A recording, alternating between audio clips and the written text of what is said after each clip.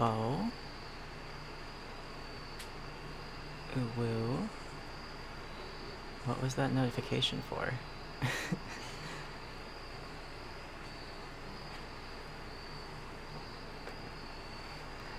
Hey, I don't know if anybody's watching. I am just hanging out and setting up. What was that notification?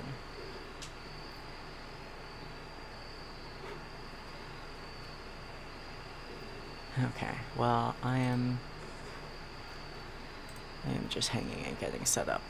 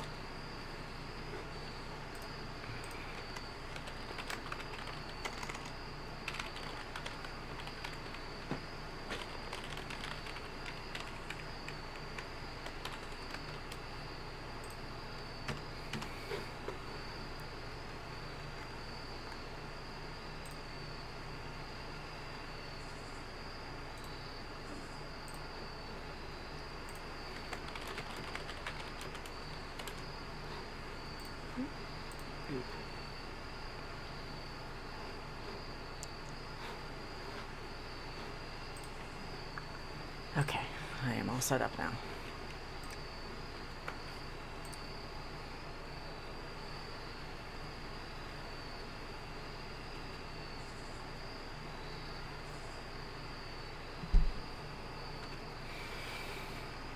Oh, wait. Time's gonna keep progressing. Whatever. I'm not actually live yet. Boop, boop, boop, boop, boop.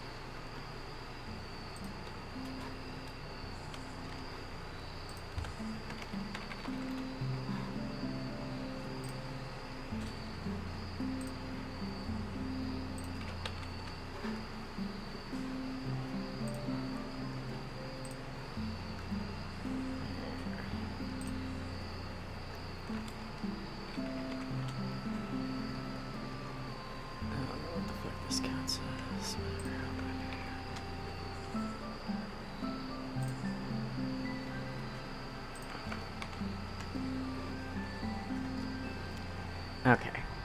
Bees. Hello. Yes, I will. I'm at work, but thanks to the recommendation, that game looks so cute. Hell yeah. Alright, let me switch over to the live scene. So yeah, y'all are welcome to hang in VC if you want, but if not, I am literally just playing this soothing little bee game. It's like, it's got very Stardew Valley vibes, but with bees and only bees. Verge vibrant. Oh god, I set up. Those aren't the hybrids I want. So you can cross. I am like 16 in-game days into this game, so I am. Oh, you'll hop in VC in a minute. You just gotta eat lunch. No worries at all.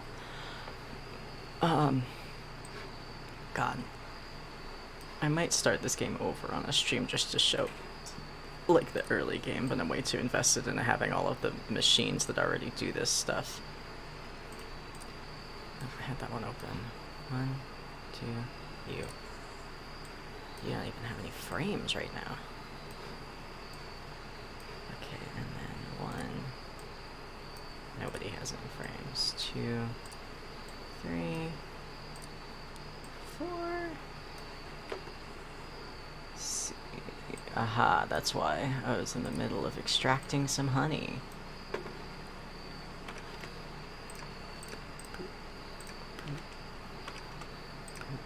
Boop.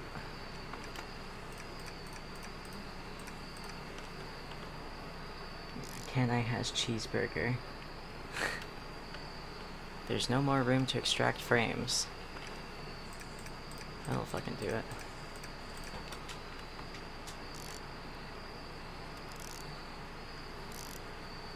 Okay, so I am at the point in the game where I have like these, I don't have to uncap and extract the honey from the frames manually, because I've built like little clockwork mechanisms. Is it clockwork mechanism? Yeah. I can either drag this over myself, or I can use the arrow keys to do it, which is repetitive on my little fingies.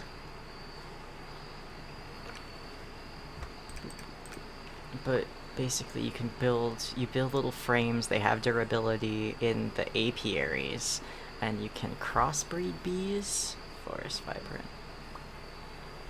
vibrant was what I wanted, actually. No, I wanted forest verge. Hi, Kelsa.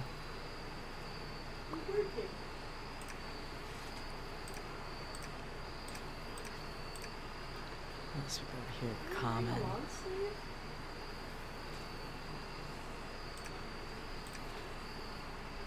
I'm wearing a long sleeve. It's a white shell jacket. It's like nothing. Here it is. You hear that, Jenny? An absolute goose. Guess that, yeah, sure. You can only crossbreed the bees in the apiary things, but you can just produce more bees in the bee house that are currently super duper hidden by all of these menus.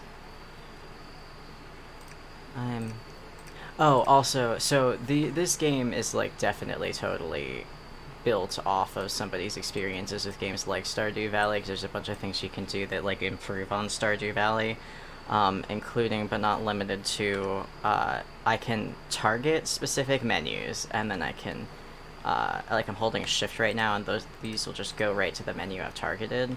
But also I can like hit escape to clear them all. So here's my little workbench, and if I click on something I want to make, like more frames, it tells me I don't have enough resources in my inventory up here. But what I do have is inventory in these crates, and you don't have to be next to these crates in order to use them. You just have to have them open. Any menu that's open and is still visible on the screen, you can pull shit from for crafting. So, yeah, that's rad as shit. Let's see, where's my backpack full of seeds.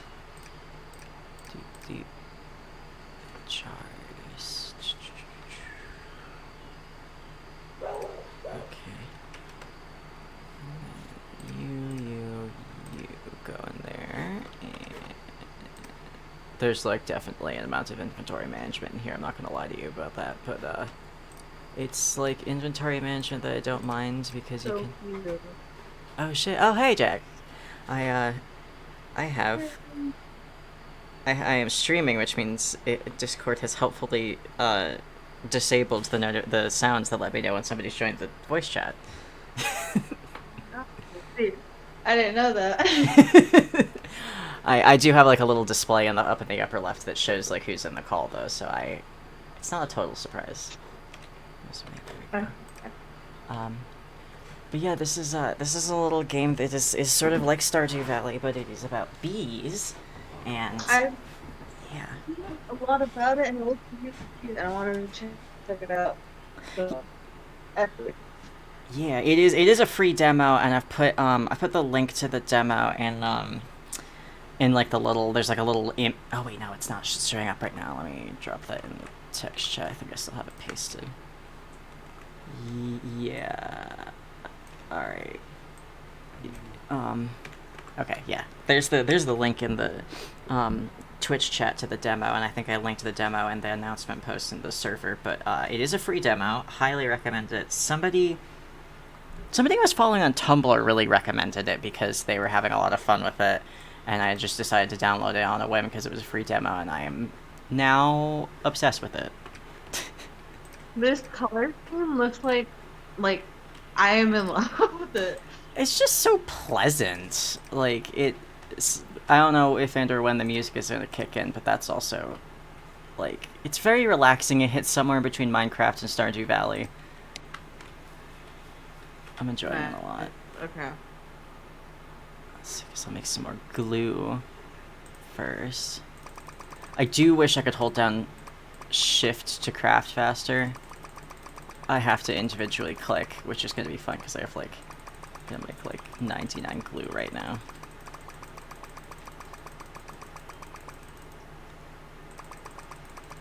I suppose I could like get a macro to click my mouse or whatever, but that's too complicated. Oh yeah, I have a sort button. Okay, more frames. I am out of honeycomb. Okay. Oh, hell yeah.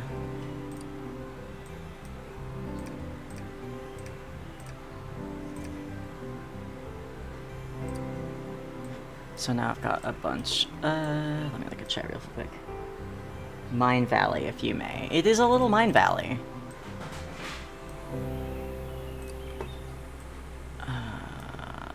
Whatever noise that was from the kitchen, I'll deal with it later.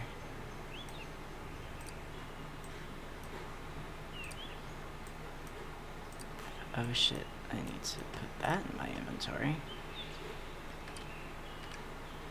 Okay.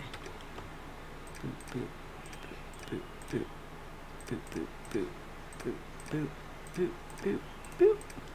God, I'm never gonna not enjoy holding down shift and putting stuff in a targeted menu. That is actually extremely enjoyable and fun.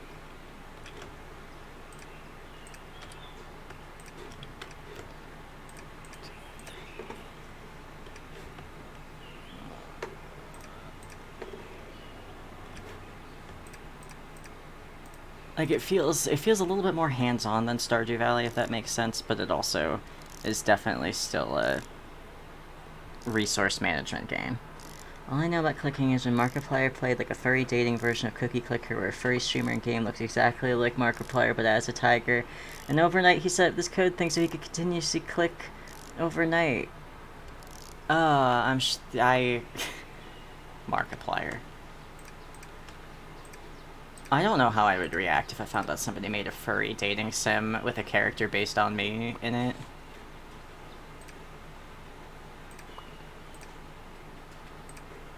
Like, first of all, I guess I'd be mad that they, like, government assigned me a persona.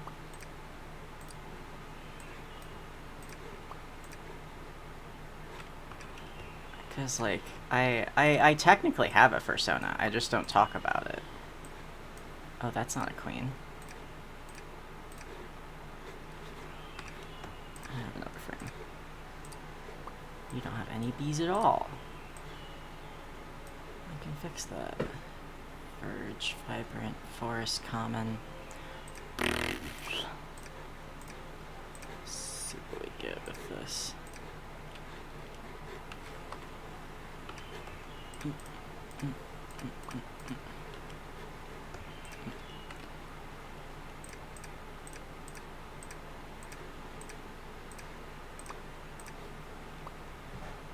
Alright.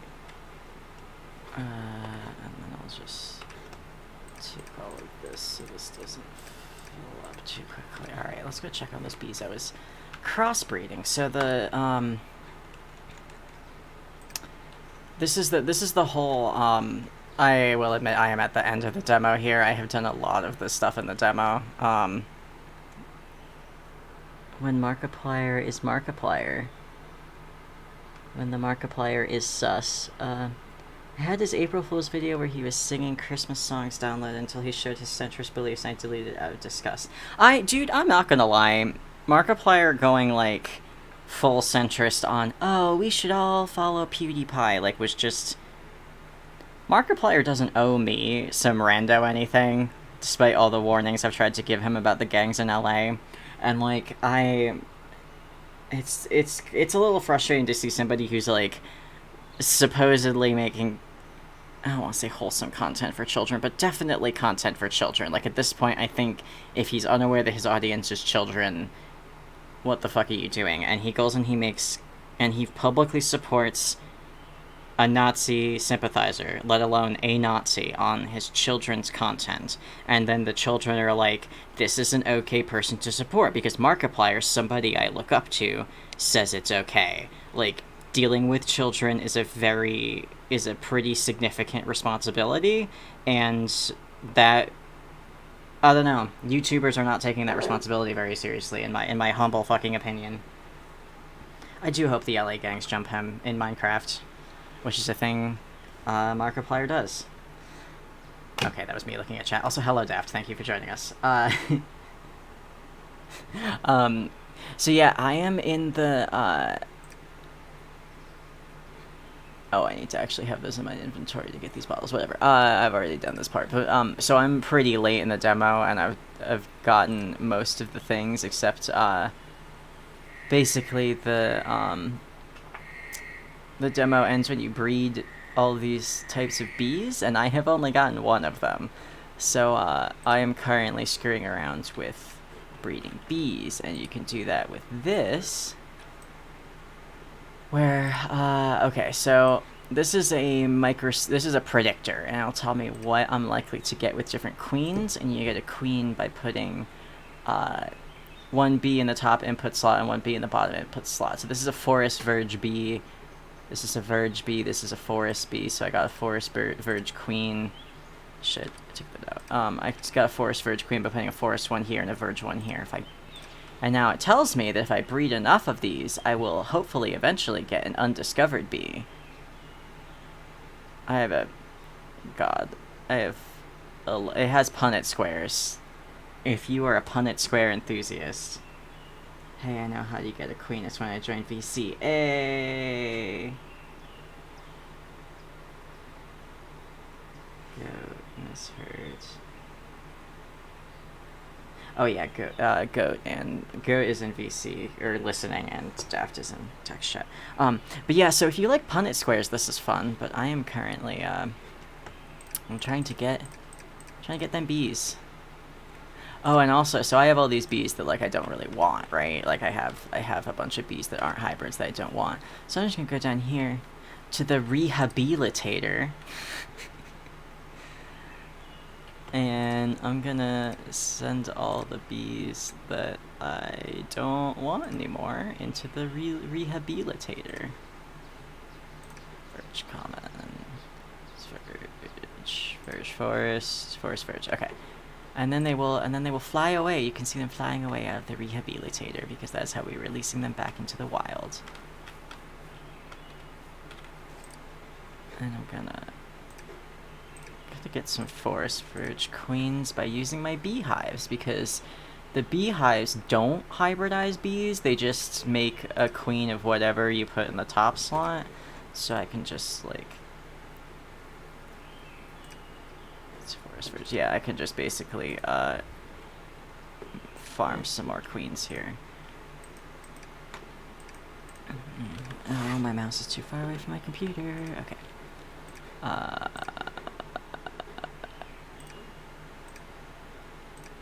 I should build some more bee breeding thingies, because I would like to more quickly produce my, oh, what's the F take me to? F takes me to flower menu. Oh, I haven't picked any of those flowers yet. I definitely did grow some.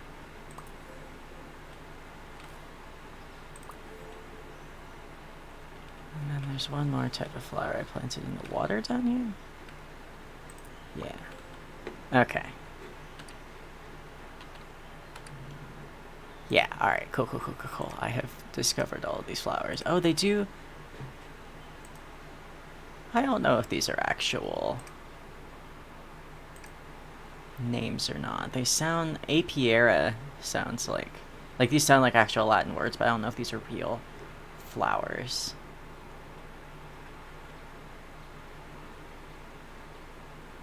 Huh. I've already crossbred all the flowers. Stubborn bee.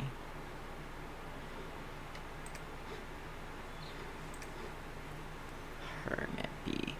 Interesting, I have not met any of these bees. I also, like, haven't explored the map a whole bunch. New recipes unlocked. Oh, I unlocked more paint colors, didn't I? Yeah. Black dye, white dye. Oh, huh, there's more flowers I can crossbreed, it appears. I wonder if those are a non-demo experience. Yeah, I haven't really reached the edge of the map yet, so I don't know if there's stuff that I, like, am missing. Maybe I'll do that. Oh no, that looks like the edge of it. It's not a huge map. Okay.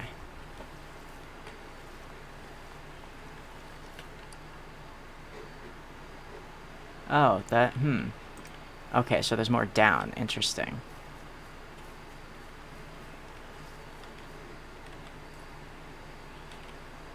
Shrimp are staying. I just, like, literally haven't explored. Wish the map worked. Do wish the map worked. That would be cool. What? Oh, how did I get over there? The map doesn't It... I don't know if you can see on the screen. I can pull up this map. It was working before. But it doesn't appear to be working now. Okay, I see. I actually straight. I did not have my headphones in. I was watching something before I came in here because sometimes I watch a specific video on YouTube just because it makes me feel things before I talk. That is fair.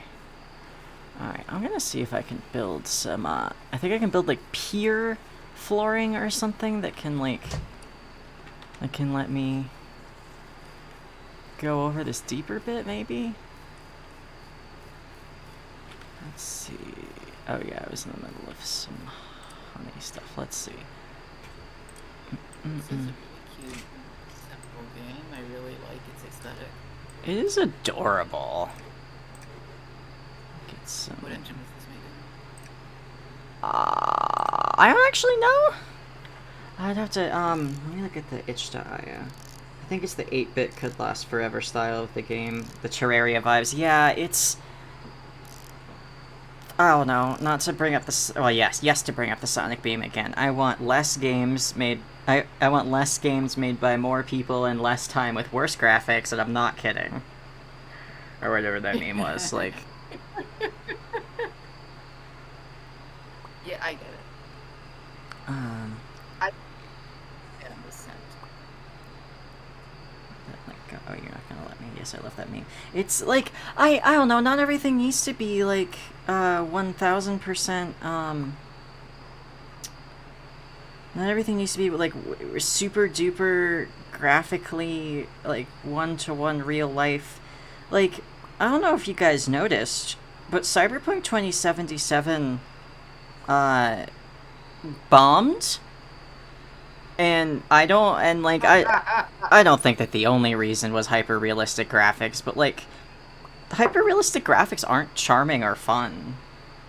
They can be cool, but, like, they age poorly quickly because the uncanny valley effect kicks in when, like, it's been a couple of years since somebody's tried to do a hyper-realistic 3D thing. But then, that's not always true. Like, when it blends when people do a good job with 3D animation, it blends seamlessly. But, like, video games are not movies, and video games are janky and prone to bugs because they are not a video file that somebody orchestrated. They are usually with the spot we are in the video games industry, they are a sandbox.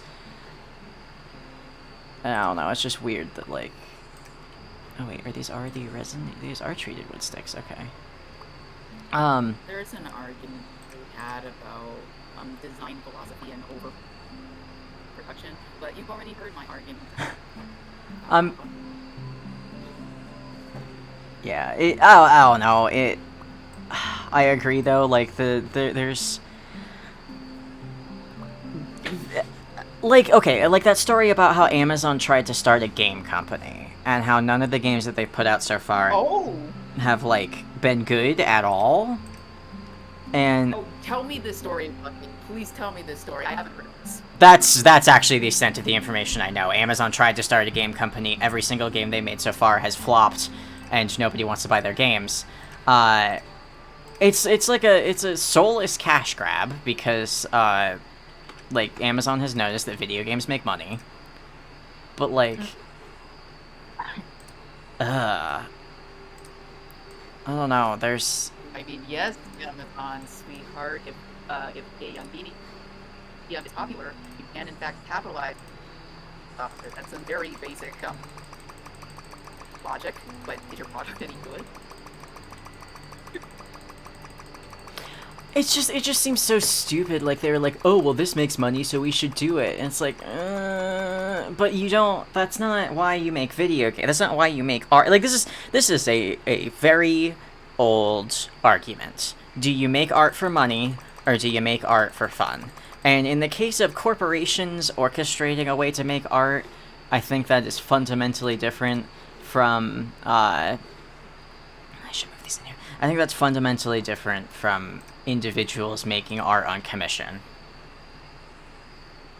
Yeah. You know what? I'm about to get on my bastard high horse about Thomas the Tank Engine. Oh my god, please get in your bastard high horse about Thomas the Tank Engine. I actually think it's one of the nerd media ever created ever, just based on the fact that it's still around to this day, and it's been around since 19... Actually, the first story was like the first story, Edward Gordon, that's actually dated back to like the beginning of the 1900s. Huh. The Reverend W. Audrey, yes, he read bedtime stories to his son when he was sick, and he used that story. That was the first one. He used that story as a bedtime story, but Christopher Audrey had like easels and everything, and then I guess Christopher Audrey just really loved the stories, and then the Reverend Audrey kept writing stories, and then his wife was all like, hey, you should publish these stories, and he published them, and people loved the fucking stories. So it's possibly one of the first nerdy media ever created. Huh. And that I find very interesting fact that it's possibly the first. I believe it is, but maybe it's still an active fan base for the community to this day. I see, most of what I know about Thomas the Tank Engine history is Ringo Starr was there, which is like not... Yes, Ringo Starr invented Thomas the Tank Engine back in 1960 when he did all of those drugs with the Beatles. The Reverend W. Audrey was in all of our collective heads.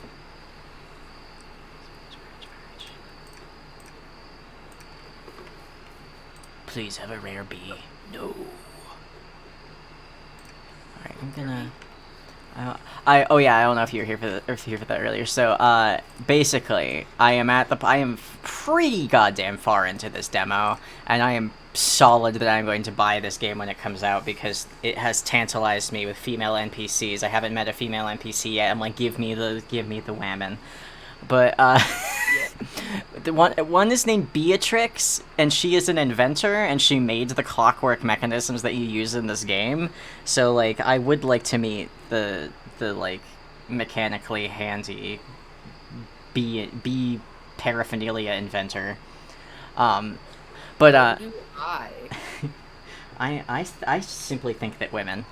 But, so basically, I'm pretty far into the demo. I've made a lot of the, stuff, but what I haven't done is discovered a bunch of the bees that you can get by crossbreeding. I've discovered one of, like, 5 or 6. So I am trying to get this rare bee right now. I have, like, a 12% chance per bee of making it, but I have not been getting it because I've been getting all of these other bees. I don't want the common bees. I want the fancy bees. You want some fancy bees. I want some fancy bees. I'm gonna store my beekeeping stuff in here, and then I am going to simply... Oh yeah, another thing that's interesting is you can only pick certain things up by bonking them with the correct tool, which I think is good because that's probably enough to make it better. I think it's good because you can't. It's difficult to accidentally pick something up unless you're actively holding a hammer. Where's my...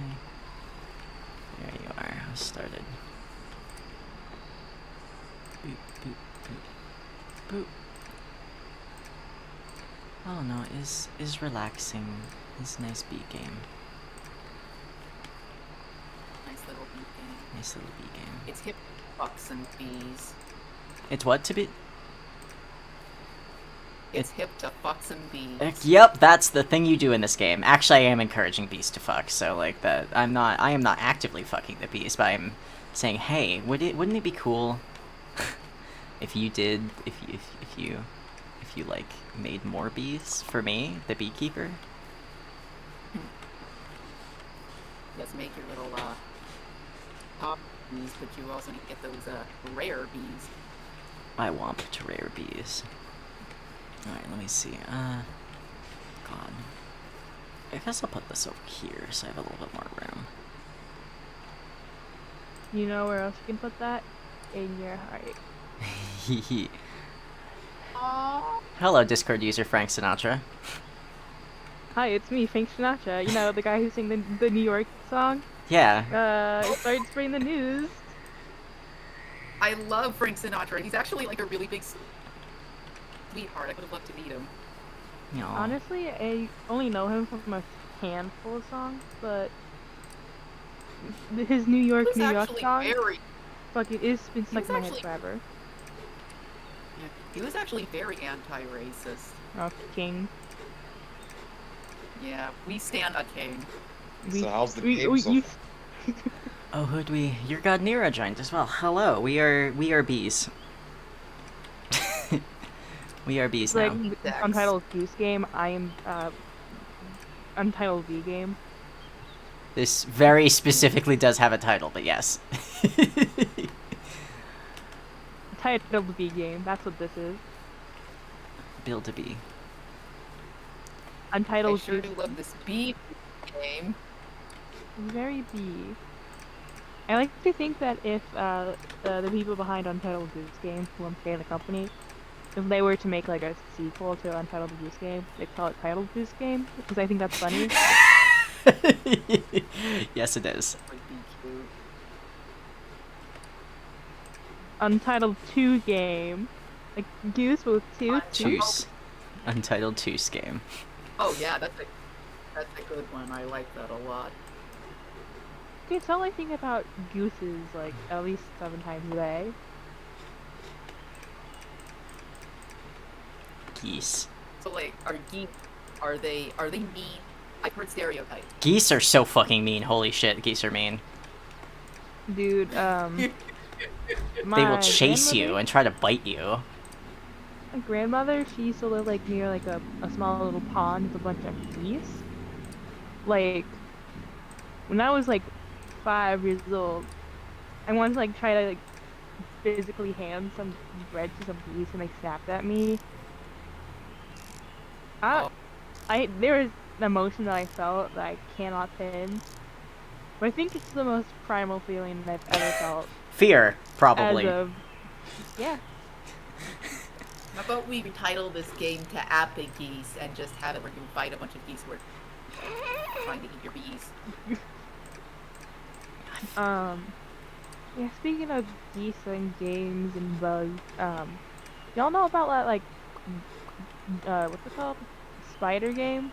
It's like an indie spider game where you are a spider, you get to make webs. It's like Silk something. Friska? Okay. Silk Yes, it's called Song? Vriska. No, it's not Silk. Oh man. That I It's like think a I think you. No, you play as like a. You Per- play as a spider. I'm forgetting the name of it. I was gonna say I'm pretty sure Silk Song is a Hollow Knight DLC, so that's not No, Silksong is sequel slash maybe prequel game to what's it called? Hollow Knight, where you play as a character called Hornet. I was gonna say Wasp, yes, Hornet. God, my brother bought me Hollow Knight, and he was like, "This is such a good game, you gotta play it." And then he bought me Into the Gungeon. He's like, "This is such a good game, you gotta play it." I'm like, Andrew, you like games that are much harder and more intense than the games I like to play. Wait, your brother's name is Andrew? My brother's name is Andrew. Oh my Okay. god, you're related to Andrew Hussey? No, I'm so I'm sorry. not. I've known Andrew is too common of a fucking name. My band teacher's first name was Andrew. My first middle name is Andrew. Your first middle You have name. multiple middle names? You can do that? I did that. Yes, or I'm going I to. have Got two a middle lot of names. Andrews in here. Yes, I have 2 middle names. You can do that in America, at least. I'm not sure about other countries. Some My of the My full- free where you can have 2 middle names. I don't My want. full middle name is actually Andrew John. So I know people who have 2 first names, like a John Andrew or a John Michael. Also, I know somebody who had 3 first names and 1 middle name, but like the second 2 first names kind of counted as her middle name. Oh, there's no more room to extract. There's no more room to extract resources, you say? Anyway, I only have one name, and that is Frank Sinatra. So it is me, Frank Sinatra. I didn't know that Frank Sinatra came back from the dead to watch B-Sex. No, it's specifically came back from the dead so I could try, what's it called? VR. And now I've changed it. I'm now immortal. Hey, I'm Frank Sinatra. I'm Well, here to say VR's cool. Thanks, Frank Sinatra and Frank Sinatra. This is an advertisement for VR and an Oculus Rift. Oh, hey, I'm level Hi, 12. do you remember the hit video game of virtual reality chat room? Well, I played it, and you can meet me, real life Frank Sinatra, on virtual reality chat room. Good luck finding me, though, loser.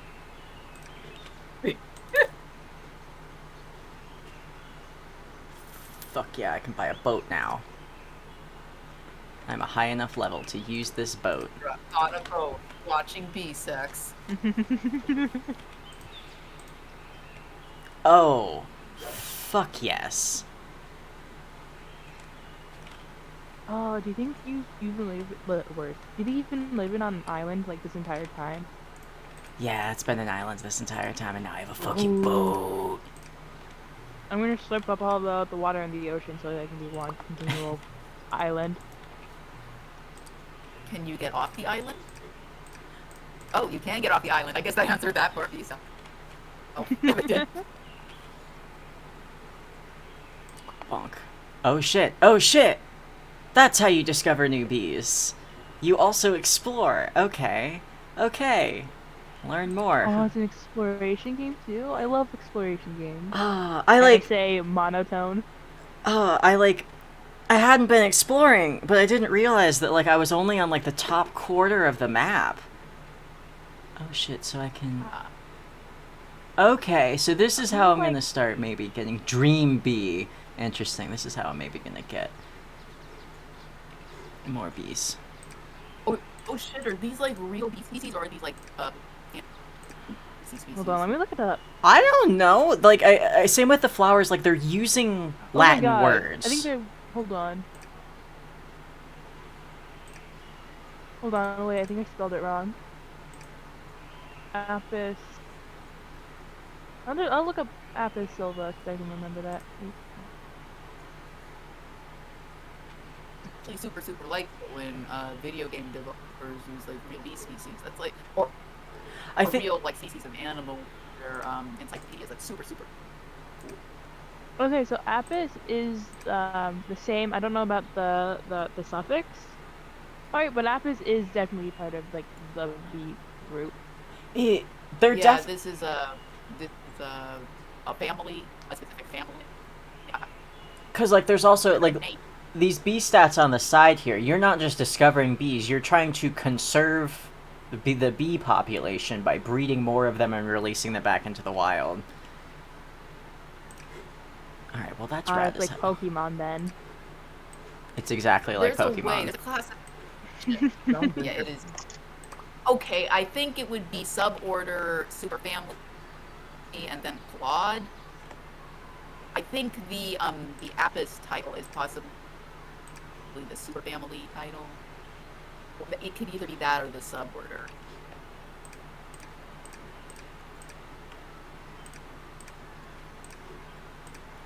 Oh, also you can, you guys can probably see this. You can carry multiple backpacks. Oh, so it's exactly like Minecraft. Well, I think that's a Minecraft DLC, but or at least sorry, not DLC. Wait, no. Mod, unless they added that into Minecraft proper. No, it's a mod. I don't know. That I actually reminds I me. randomly was just started thinking about Captain Sparkles, and he did like a what's it called? Like a mod in Minecraft Let's Play. That had like Was two this- separate types of bags, and I was like, oh, it's exactly like that. It's like when Captain Sparkles played the mod in modded Minecraft. Bucky, you're Captain Sparkles now. How do you feel? Was this one of those things shown at the con? No, actually, this is this is completely unrelated to Homestuck. Ah, This is just I was on Tumblr and somebody I follow was like, man, I've been having a lot of fun with this Stardew Valley-esque bee game. I'm like, oh, all of my ears are perked up, dude. Okay, so I think the Apis title is definitely superfamily, and the name after that, the Claude. I don't know. No, I know it's definitely the Apis title is like the superfamily, but the name after that is specific classification of species. Isn't Super Family the DC Batman universe? Yes, Kit.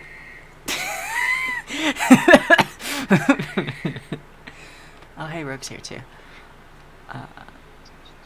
Super bad. Hello, everyone, the new people. You get to hear us talk about bees. Bees. Bees, it's the best thing since the sliced bees. Don't slice your bees. You will make me cry. I mean, what if you're hungry? You know, you gotta, you know, get your sustenance. No. Oh yeah, there is the one. And don't worry, I'll spare the bees for now. For now. Oh shit. Now. For now, you know, you don't know what'll happen, like a life or death situation. Hello? Broducks the Fox, who has a specific theme. Fox noises. They, them. Hang on, I'm gonna send this to Shania. What a cute little fox that you could totally go follow on Twitter. Oh my god. Look, everyone, it's Janaya. She's here in spirit. Fox noises. Oh shit. I'm so sorry, Rogue. I've been looking at Twitch chat, which is a different chat. Shania. Another game. I don't think anybody's on Twitch chat anymore because everybody who's in Twitch chat is now in my VC. So I will simply switch. I mean, I'm I've been still watching. in it. I'm just like not active because I'm on voice now. Yeah. I've been watching the game from the stream.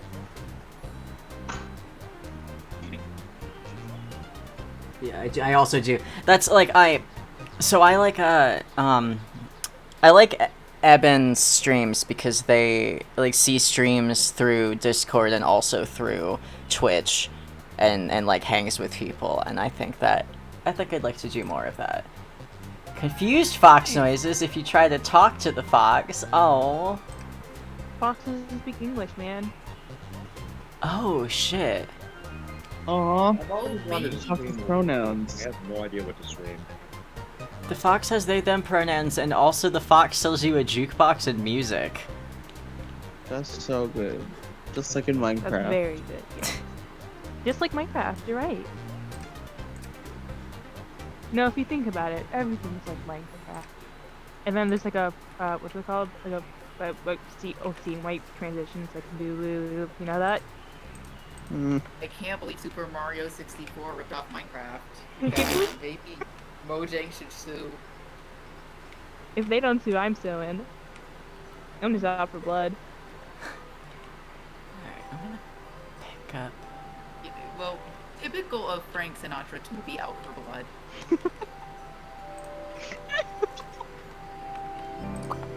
Notable bloodthirsty person, Frank Sinatra. Oh, actually, yeah, he kind of was. He had Uh-oh. mafia-like connection. Oh my god. He was a really cool dude. No wonder he's a cool dude. He was from the mafia. Well, if I've learned anything from Yeah, he Dimension was a- 20, it's that the mafia is cool.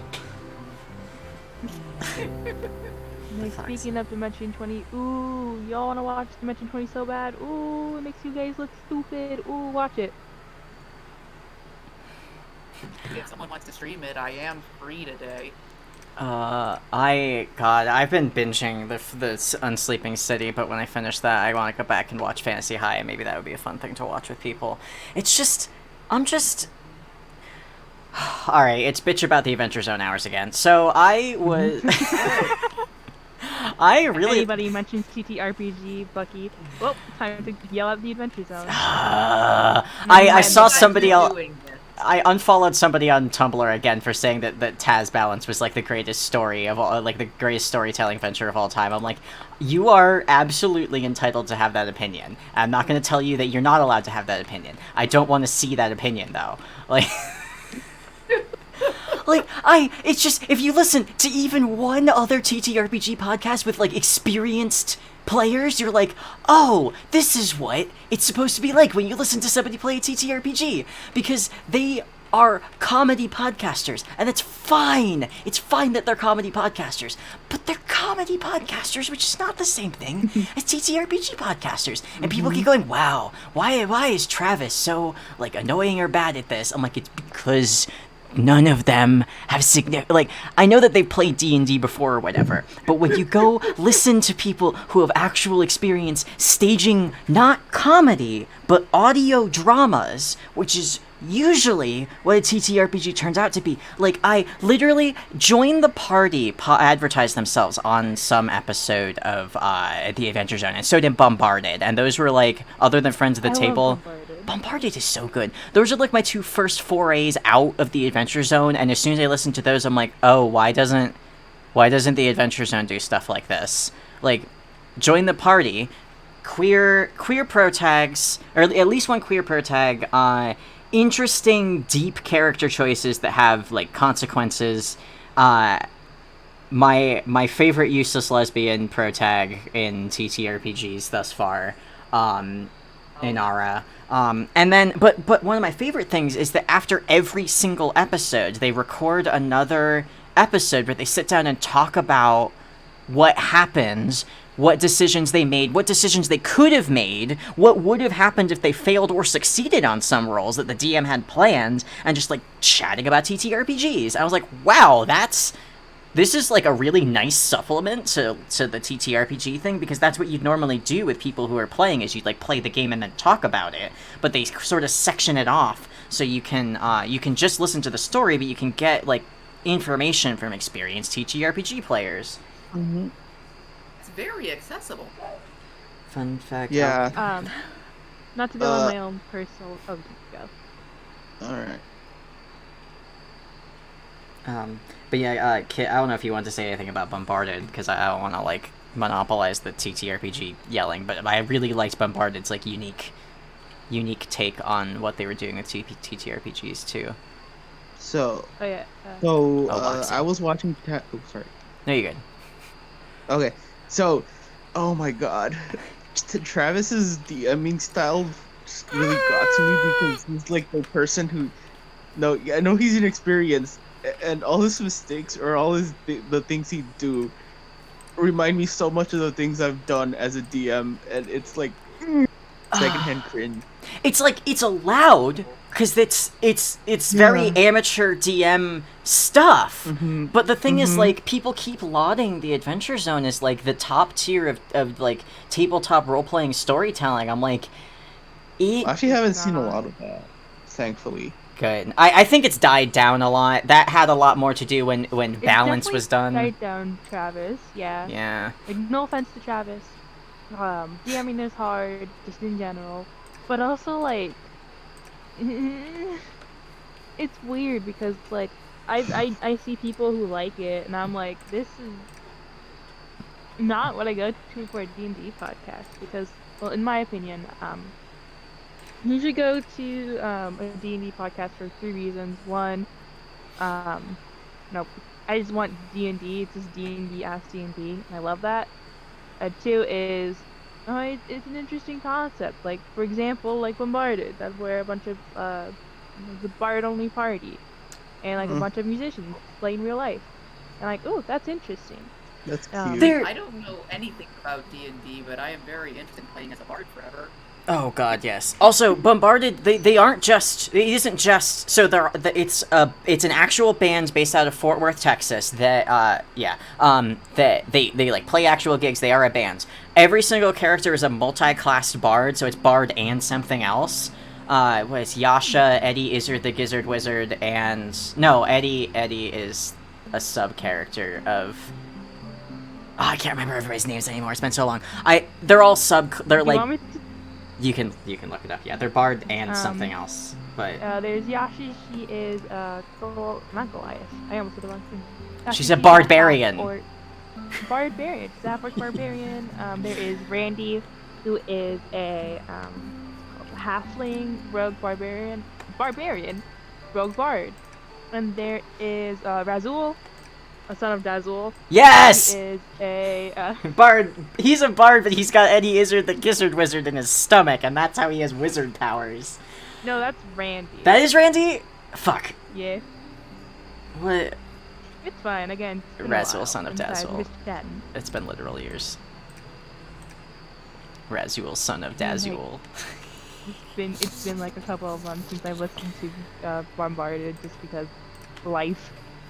Yeah, it's been. I don't think I've actually listened to it since college because I ended up. I don't know. I listened to like the first arc and then I caught up and then I fell off. That repeatedly happens. So that's a mood with us podcast in general. Anyway, let's bring this back to the TTRPGs Yes. and talking about. Oh wait. The most fun mechanic of Bombarded is the chord dice. Is when they get to a problem and they're like, we will solve this with a song, and then they roll chord dice and they make up a song, and that is solidly the best part. And like they, honest to God, sell those songs. Like you can buy them and download them. And they started a new thing recently that like every month they donate a portion of their Patreon money and their Bandcamp money to an organization. It's very cool. Oh, I'm gonna cry. That's sweet. But yes, I really liked that one. But I gotta admit, in terms of like sheer approach to the game that blows me away every single time, I like Dimension 20 a lot. But Dimension 20, I love Dimension 20. I like My it the. sister got into Dimension. Oops, sorry. Oh, you're good. No, I was gonna go off on a tangent about Friends at the Table. And I was just gonna say my sister recently got into Dimension 20, and like we did the Spider-Man meme when like I found her like watching it at like the kitchen table during lunch. Anyway, that's all I really wanted to say. No. Go off about Friends at the Table. But the reason I brought up Dimension 20 is I like it a lot. It is produced, which like lends a lot to the way it works, but there are some drawbacks, including that you don't get like it just sort of zips through like the most efficient form of a TTRPG session that you can have, basically, which is good entertainment, but like one of my favorite things about the Friends at the Table is every single episode, at the top of the episode, they state their mission statement, which is Friends at the Table is an actual play podcast focused on critical world building, smart characterization, and fun interaction between good friends. I think Dimension 20 fulfills this mission statement actually, but they don't state it outright, which is fine when you're doing a produced like drama, but Friends at the Table manages to hit that like medium point between it's a stage drama where you get a lot of like good character interaction, but you still get like the behind the scenes friend stuff, and you listen to them purposefully make difficult character choices because Austin's like all the time, which is the exact temper and that's how it's DM should act. That's how GM should act. But God, I yeah. want that energy as a DM. Like points my gun at my PCs die now. I want that energy because like I don't know. This is Sorry. no, it's fine. I love PCs. Like I want that energy. Like this is like I have words. It's been a couple of years since Words. words are hard, but it's been a couple of years since like I started DMing and like using not using homebrewing stuff, and I'm just like it's very hard because sometimes when I have to monologue stuff, I just ramble. If that makes sense. And so like Yeah. I No, tend yeah, to that's yeah essentially what monologuing is. Very long rambles. Right. um very understandable. But anyway, I want to make anyway TLDR or TLGS in my case because that's not I didn't really say all everything. Anyway, Huh? I want to be an evil haha DM where I point at you and I say go die, then you die. And Good. Where did this yeah, blessed bees go? but yeah. Recently in not to talk about just D&D in general. 'Cause it's been a while since I've actually had a stable D&D thing. What was I gonna say? Oh yeah. Recently in one of my campaigns, excuse me, what's it called? There was just like a downtime, and so I had a very dramatic scene with a father and a PC, and then I just felt like I flubbed the entire thing because like I don't know, it's hard and it's nervous. Do be like that. Anyway, I forgot what the point of this was. D&D good. You liked that particular DM energy. I think was the Yeah. beginning of that point. Like, it's been a long time since I've tried to DM, but the last time I tried, I definitely had a lot of Griffin McElroy energy, which is fine. Um, but there are like, I don't know. Oh, traits unlocked. Better styles out there. Yeah. I guess I need to get 3 different. Honestly, Sorry, I'm yeah. talking to myself. I was just gonna I, talk more about D&D because I love it.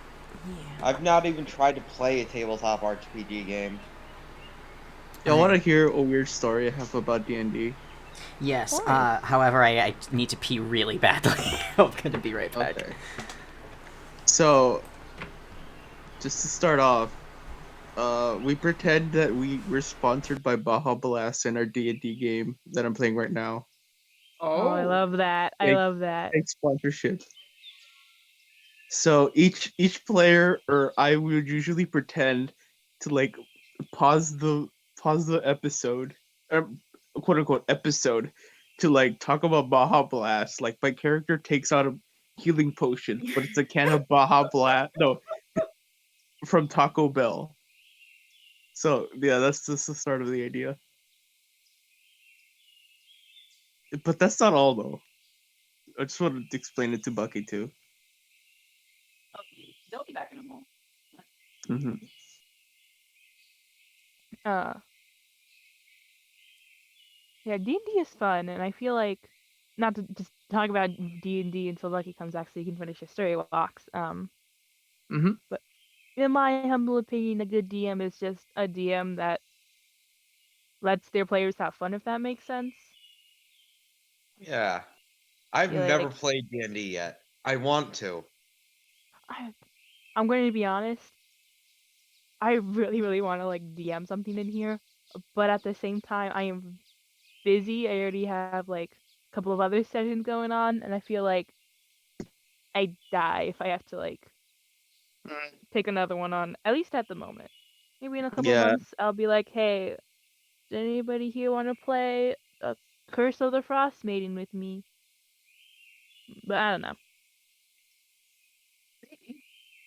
If you guys are interested, though, I can start, clearing up a schedule and all that. I don't play tabletop RPGs ever. All I know is Nintendo, eat hot chip, and die. I mean, like, that's basically it, to be honest. I need to like expand my horizons when it comes to like games and stuff. Recently, I got into The Sims, and that's about it. Then there's been Minecraft. Yeah. To be honest, like, my first. Just any roleplay is viable because, like, my first roleplay was on Google Plus in a Warrior Cats roleplay when I was 12. So, like, I don't know. You just do be like that. And also, roleplay is fun. And that is what TTRPGs are. Yeah, I like doing role plays. They're always fun. Hmm.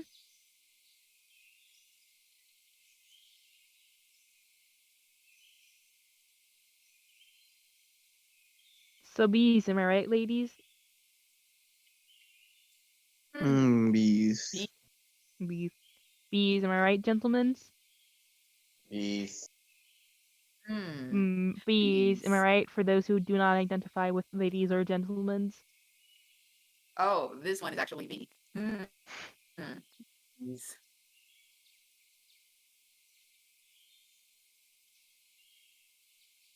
How can someone be everything and nothing at the same time? Well, it's called being a gender. Being.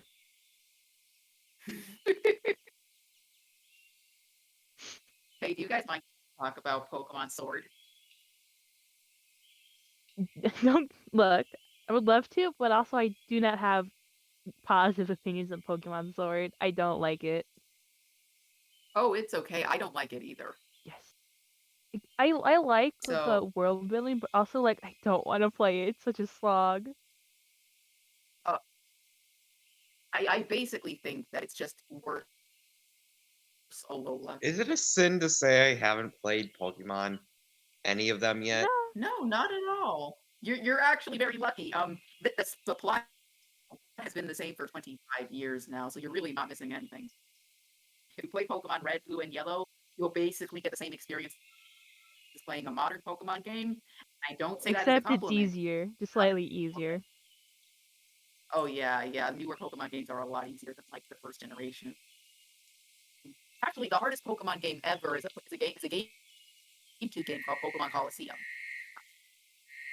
And yeah. But yeah, a British Pokemon be like, it's Tuesday, isn't it? Ah ha ha, Brit joke. Am I right, ladies and gentlemen? I just say words, I don't Ah, think. ah, ah. You can tell I'm doing No, something it's else. The okay. only Pokemon game I've ever played is Pokemon Go. Whoa, that's actually like the beloved darling of the Pokemon series, despite the fact that all Gen 2 Pokemon are competitively Yeah. bad except for Umbreon and Espeon. Those are the only three redeeming ones. Oh, I have Sylveon and Vaporeon. Oh, Sylveon Gen 6, Vaporeon Gen 1. Mm. I know way too much about this. I'm fucking cursed. Dear God, someone come to my house and hit me up the head with a sledgehammer.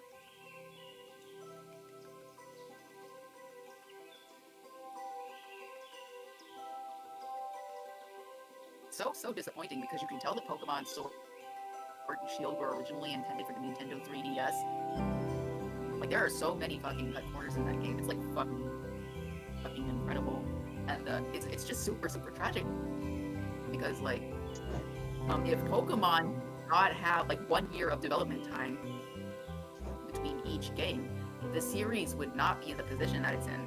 Pokemon is in the position that it's in because the team and the creators just aren't given time to flesh out their ideas because the end goal of Pokemon is to create capital.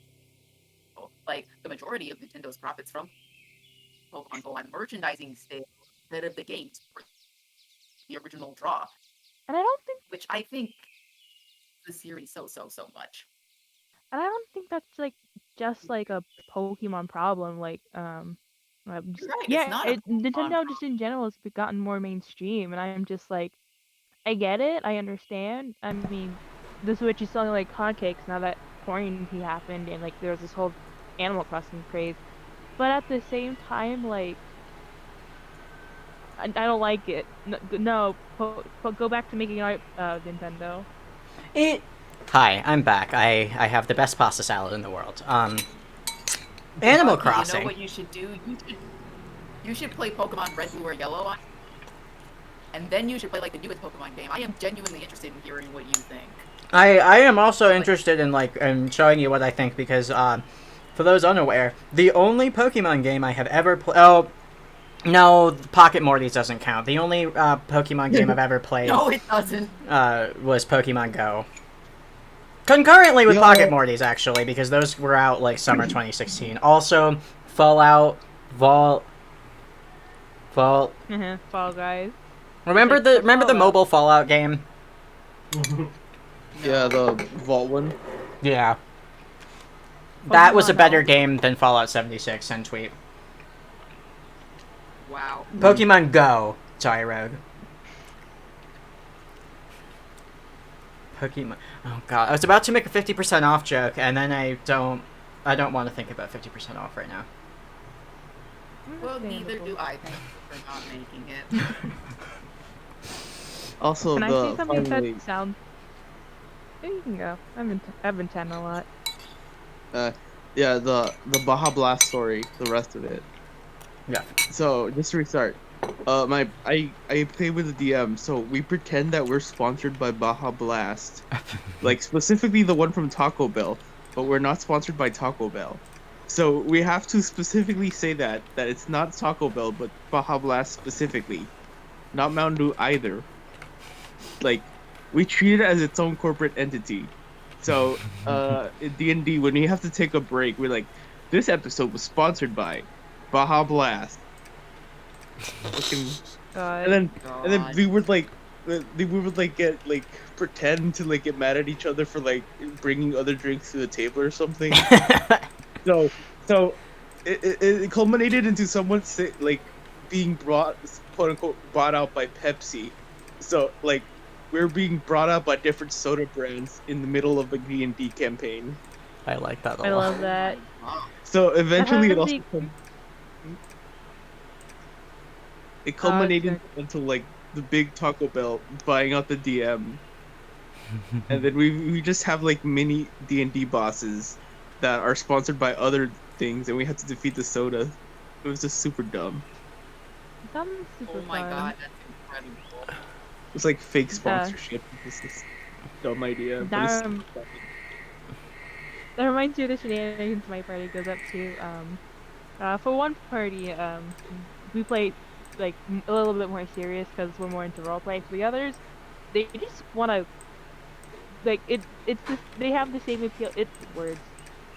They play D&D like it's Skyrim, as in they go batshit wild, insane, and do whatever they want. And so with that, keep that in mind as I explain the scenario.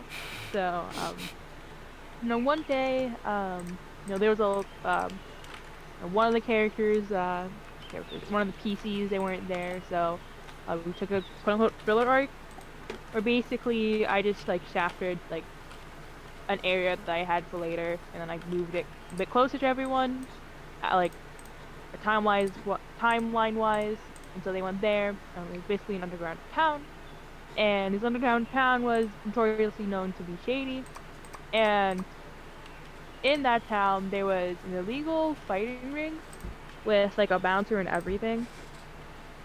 And so they stumbled upon this bouncer, and this bouncer has these glasses of true sight, where basically it's just like the bouncer can tell if you're lying or not. Basically, that's what I made it for.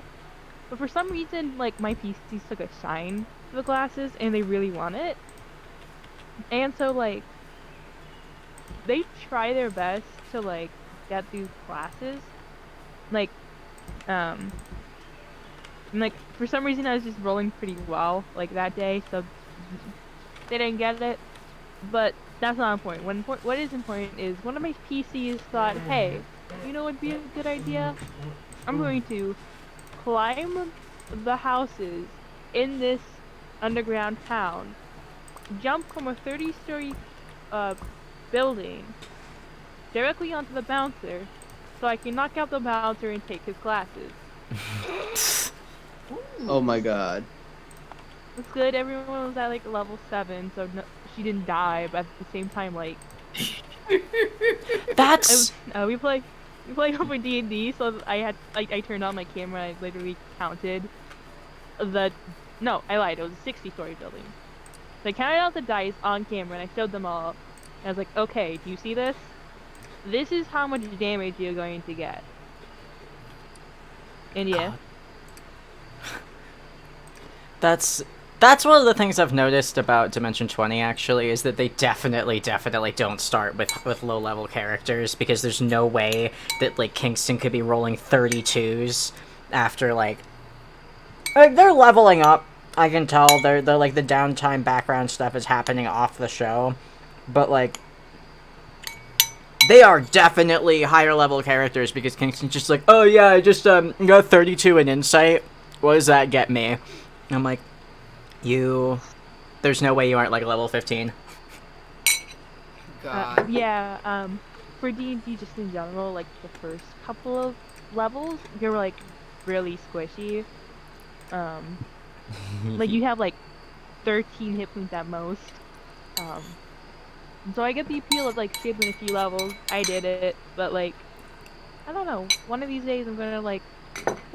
It's been my DM dream to like make a campaign, start from level 1 and go to completely level 20 and make them fight Oh my god. Trask. That's like my dream. That's like my dream campaign. I really want that to happen, but like,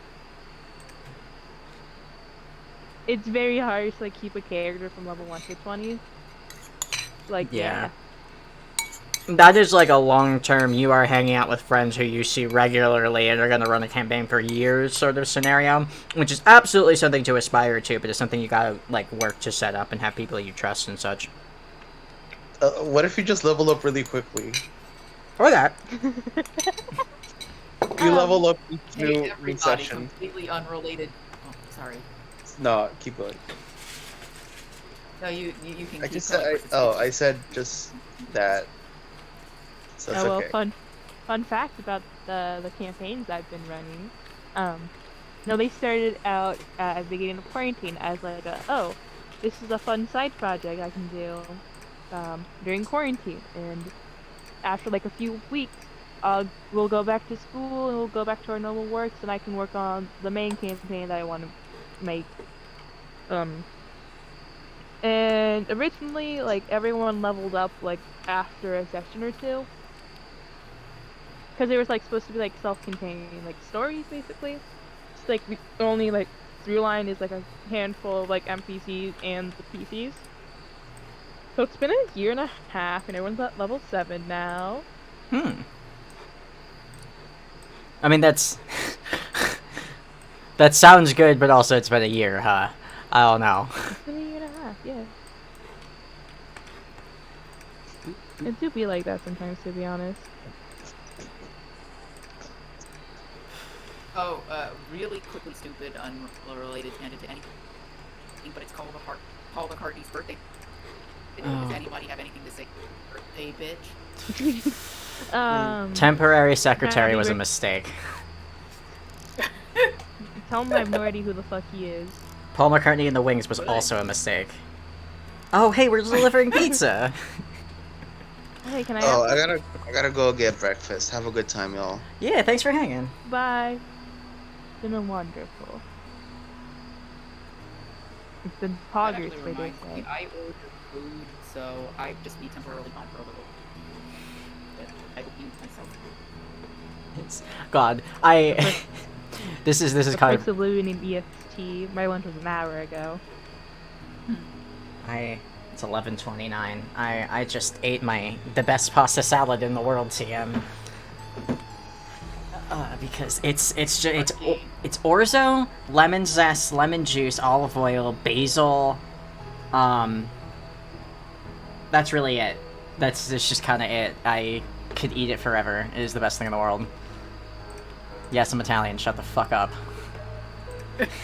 Oh, you are Italian. My mother's side of the family is Italian.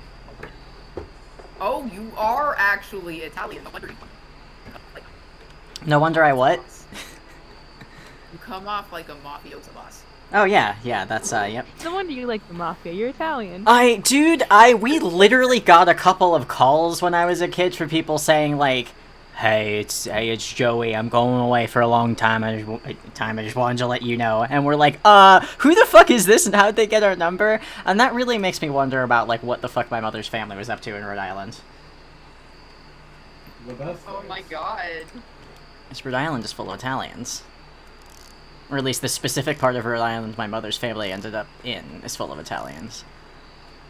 Fun fact, so this doesn't have to do with the specific area of Italy where of Rhode Island where my family settled, I hope, because this was in New London and not Rhode Island, but oh, that's why it's not working.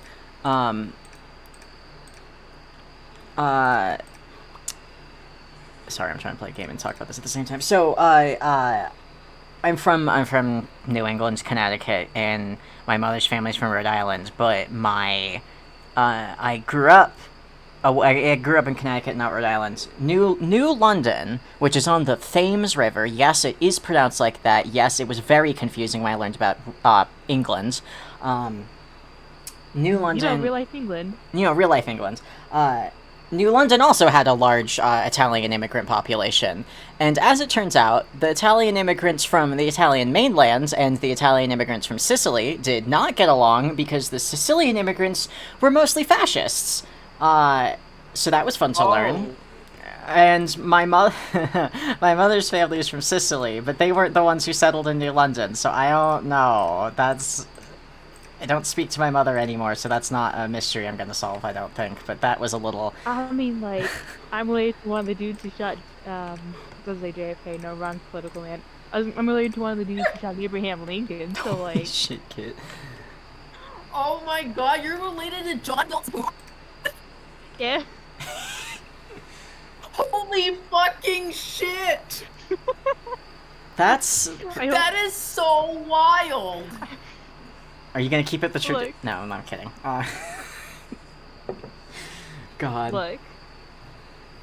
It's That's- very much weirder when, like, in middle school where you're just, like, sitting around, just, like, kicking your legs, thinking about, I don't know, fucking Homestuck, but not in the refined taste that I think about it at the moment right now, I guess. It's weird because I remember I got a text to my aunt, and she was like, okay, so we tried Ancestry.com. Guess who's your great uncle? And I was like, oh, I wonder who. Is it, I don't know, is it Donald Kennedy or whatever? She's like, nope, it's James Wolfe Fuchs. And I'm like, who's that? And then I looked it up and I was like, oh, he's that. What the Oh my god, oh my god, oh my god.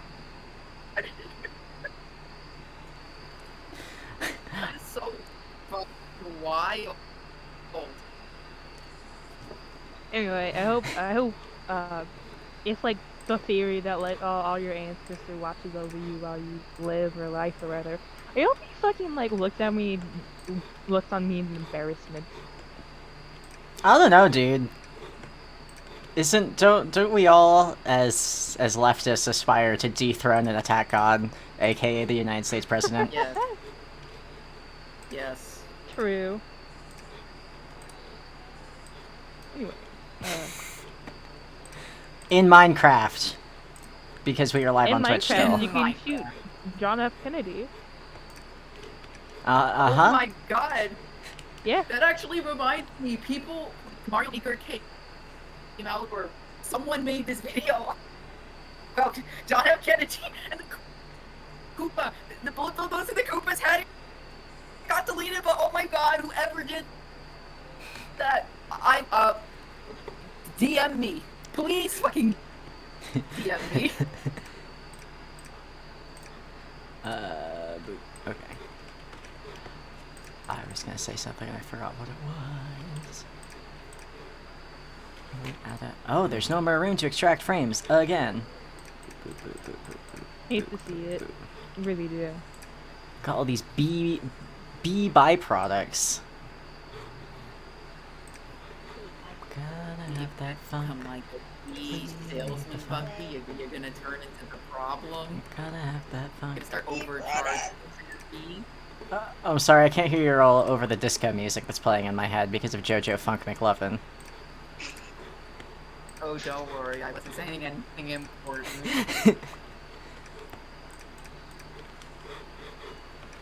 So yeah, bees, huh? Bees, huh? Remember what were these streams about bees? Remember when the stream was about haha funny bee joke? Heard about Yeah, bees? and then it turned into James Bond. You like jazz? What's a jazz? It's just a fun little... It's just fun for the whole family. Oops, that needs to go up here. Is it Are jazz? you talking about like physical art form or just... I was making a B-movie joke. Oh! I have only seen that movie like a handful of times in my life. I don't know any quotes for that movie. I mean, a handful of times more than the average person. That is to say, like 0.5. Okay.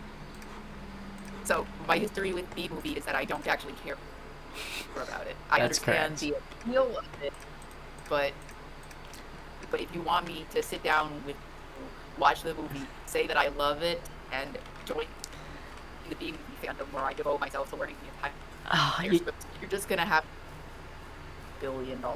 Are you sure you don't want to watch Jerry Seinfeld commit bestiality? Is that not the plot of the B-movie, Kelso? Okay, well, no, since you put it that way, I can't disagree. I mean, but- technically, like, a human is a different kind of animal than a bee, so really, it's Jerry Seinfeld's fault for doing something illegal. Oh, I mean, is it bestiality when the I'm going bees to work. do the Bye, one? Bye. Here's Steve Jobs. This is a reference, yes. This is bee jobs. Bee jobs. Hive dust, bee pollen, hive dust. Boop, boop. Bestiality, you are all hell. Yeah. Where's that furnace? Why you keep teasing me with this furnace? What does the furnace do at APICO? It does its best. Warm. I can probably take these out.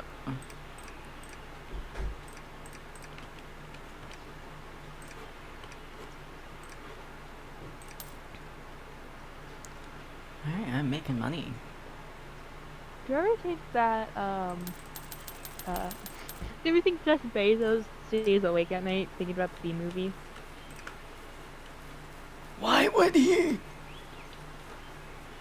I mean, like, I do. Isn't this a universal feeling?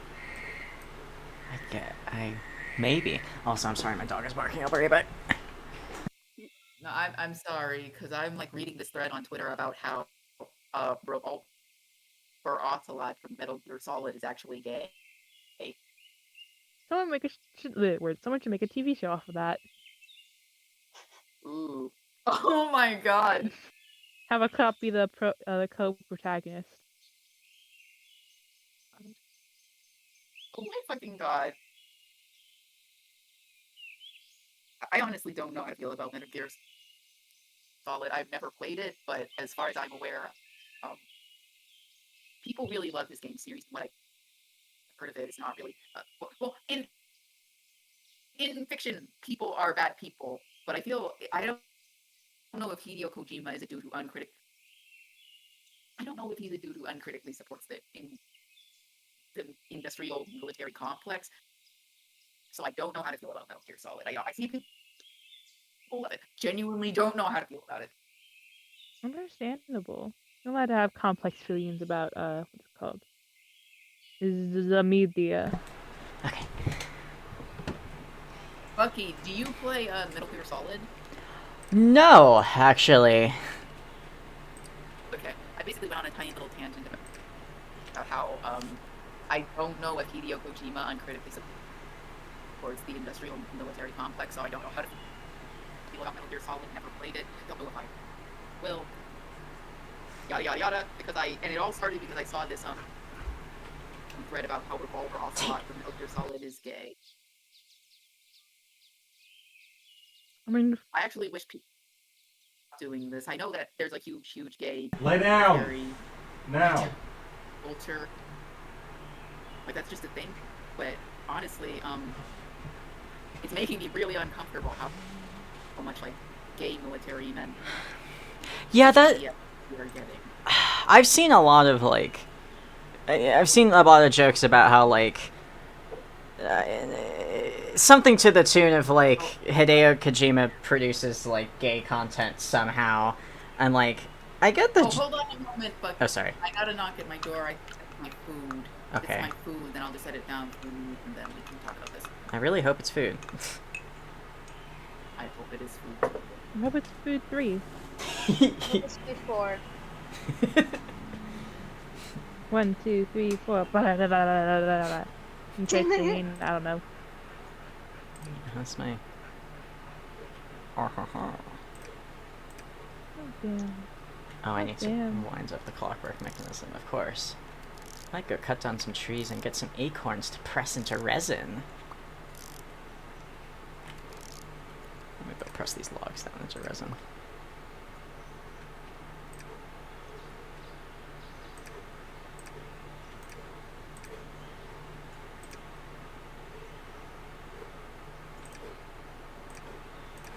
Oh, yeah.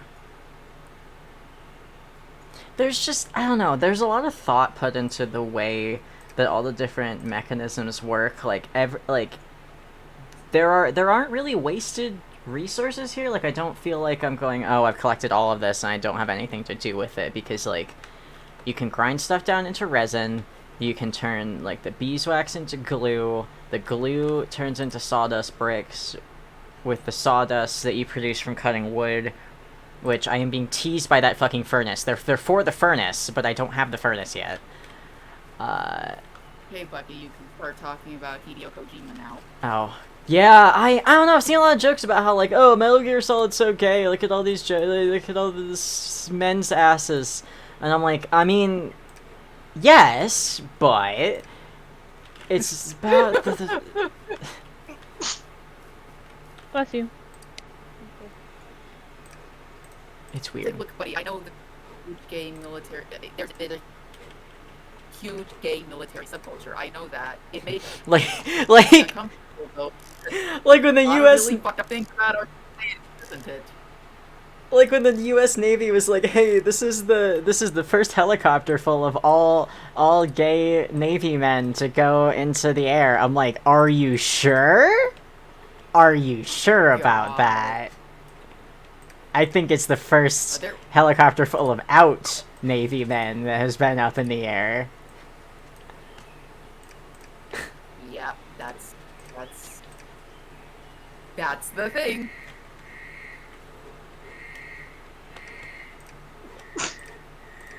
Bless you. Like, I'm gonna be a huge ass bastard about this. The U.S. industrial military complex having a large gay subculture is not a good thing. No. It's a predatory institution that preys on the sensibilities of these people. Right, because That like being in this is a bad thing. it's the same thing as like going to a pride parade and it's sponsored by fucking Coors Light. Like they are preying on us. Like liquor companies and alcohol companies get to sponsor us because gay bars have been gay culture for so long. But gay bars have been gay culture for so long because back in the Prohibition era, it was illegal to be gay and also to serve alcohol, so those things went together rather well. Now, it is slightly less illegal to be gay, and alcohol is no longer illegal, but the association remains, because alcohol is also an adult thing, and queer people are considered adult. similar shit. Like, Yeah. the military and gay people went Gay. together because closeted gay culture was a thing because everybody was closeted. Yeah, don't get me started talking about Beetle Bailey and that sunglasses guy. The who what? Because my god. Oh, you know how I was in like a few chat rooms talking about the sunglasses guy from that comic in the 1950s? Maybe. For some reason, Beetle Bailey is the only thing popping to mind, but I know you're not talking about that. Okay, so there's This this time. character in Beetle Bailey. His name is Cosmo. Oh, we are talking about Cosmo. Okay. Dave yeah, Strider. I didn't want to bring him up. Yeah, he's basically Dave Strider. Well, the rainbow capitalist. The fun thing about Beetle Bailey is, despite being kind of fucking gross, it is a nationally syndicated newspaper comic. So unfortunately, we know about it. Yeah, here's the thing. This character and the way he engages with women, the way he engages is so, sociologically interesting compared to the other characters and how they treat women. And it makes me wonder whether more Walker was. I don't think he was consciously writing about this.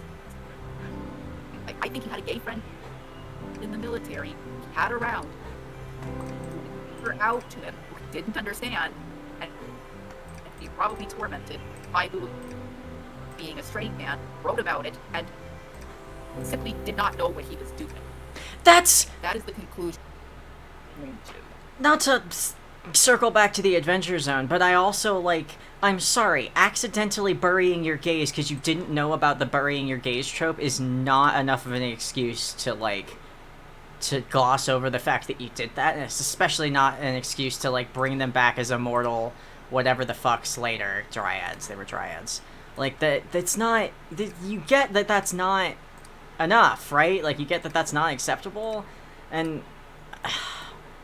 I'm really tired of the Adventure Zone getting lauded as, like, this groundbreaking queer representation when it, like, literally was never... I'm not gonna say it was never intended for queer people, but, like... Maybe... It's run by, like, Never was. 3 They're all cis-het white... No, 4 cis-het white dudes. Yeah. Or cis-het white dudes. It was never intended to be representation. They just simply amassed a large audience, a queer audience, because they were nice. They were mediocre. They were mediocre. And, like, they got the attention of a community people who wanted something that was passable. They met the extremely low bar of not being bigoted assholes. Yeah. I'm pretty sure that Critical Role has... Sorry, Critical Role has more queer PCs than the Adventure Zone, because we have Taco. And that's it. Taco. I mean, Aubrey is technically bisexual. Fair, most of my experiences with Taz Balance, but, like, Aubrey's... Like, everyone talks about balance, that's the thing. Yeah, nobody talks about the other ones, but also, like... Also, Travis McElroy playing a Latina bisexual woman is also maybe a little... I don't know, not that Taco wasn't... It's... That sounds real contentious. It sounds very contentious. It was a little contentious, especially because they had just come hot off of You Named Your Goddamn Wizard Taco and the entire, like, Blue Taco debacle. Blue Taco. That sounds like a sex tone. Jesus fucking Christ. No, it was in the beta version of the graphic novel. Taco was pictured as white, and people did not like that. I'm aware. Yeah, I'm just amazed at how sexual that sounds. that's because you and I were on the internet in 2008.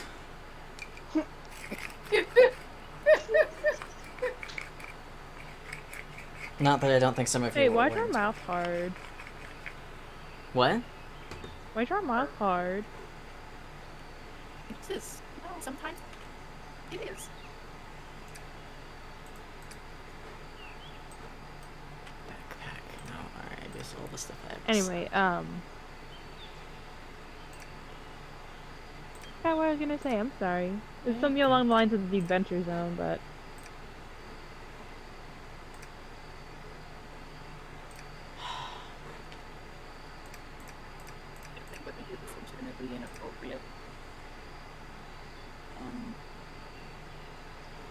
if someone of that culture wants to of Latina culture wants to come in and tell me that it's not, I mean, good on you. Well, I mean, kind of I'm sorry. recognize a stereotype and have that hard conversation with yourself instead of standing. Yeah. White dudes. Right, it's not, maybe Justin and Travis McElroy aren't the people to be having these conversations, because, like, the other, Sarah Zed did not mention this in her video, I don't think. They were originally gonna name Taco's twin sister Chalupa, and I think that maybe it was, I don't remember if it was a fan theory or not. I did hear about that. I heard about that back in the day. I remember that. She did talk about it? I don't know, I just remember that being a thing that, like, they were kicking around that idea, and a bunch of people were like, alright, we can sort of maybe let the taco thing slide, but if you're gonna, like, if we're gonna have potential Latino coding with Taco, you can't name his twin sister Chalupa. And that... Yeah, I vaguely heard about that back in the day. That's how big that was. I don't pay attention to the McElroys at all, but I heard about that discourse. Or that conversation. You might have ended up running into it from Momo, I don't know. But, oh no. Did I? Actually, I have been following Momo since, like, 2016, so yeah, I wouldn't surprise me if they were talking about it. I just don't remember because I wasn't in the fan space and it wasn't a conversation that I didn't pay attention to. Yeah. Yeah, I trust their adventures and opinions a lot, mostly. They're just, like, just enough older than me that they...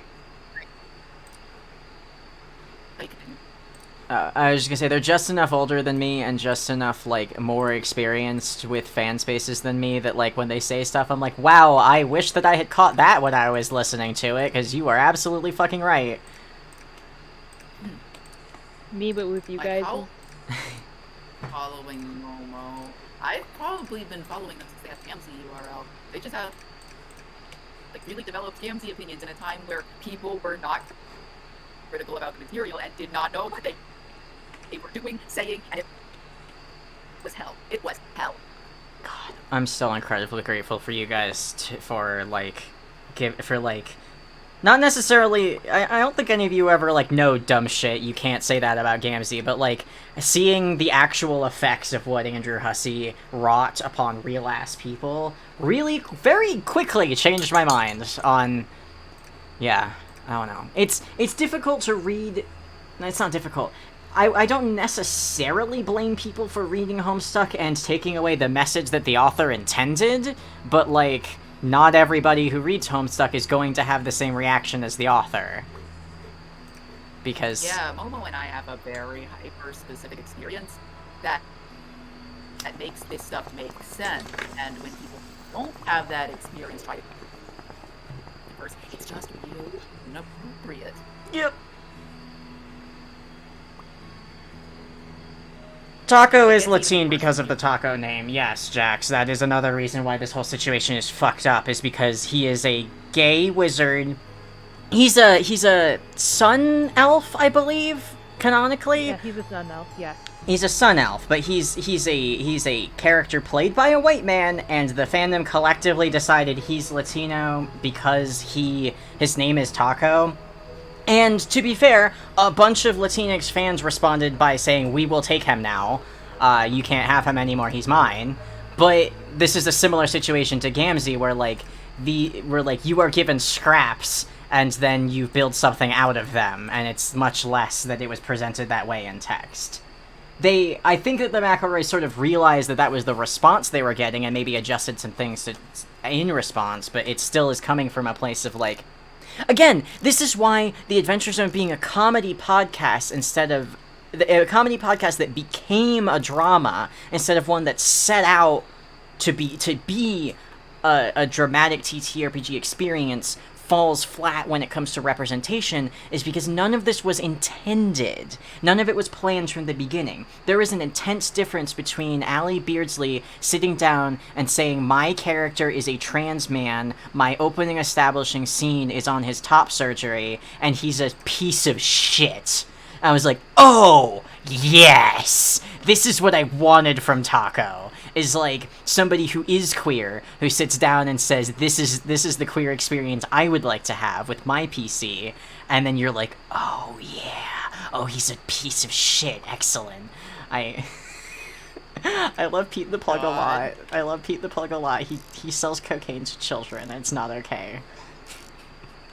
It's not. Okay, but at the same time, like, I think Pete deserves to.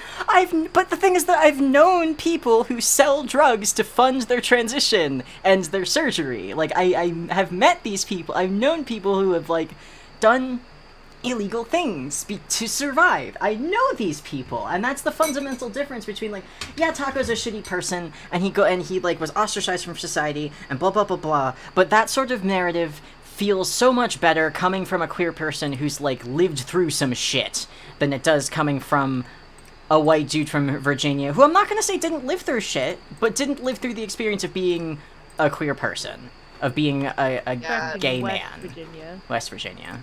Yep. Mama. There was a reason I had to. Love it. There was a reason I had to specifically write Dionysus in the way that I wrote Dionysus. Like, if you just get introduced to this character, like, in a way that doesn't, like,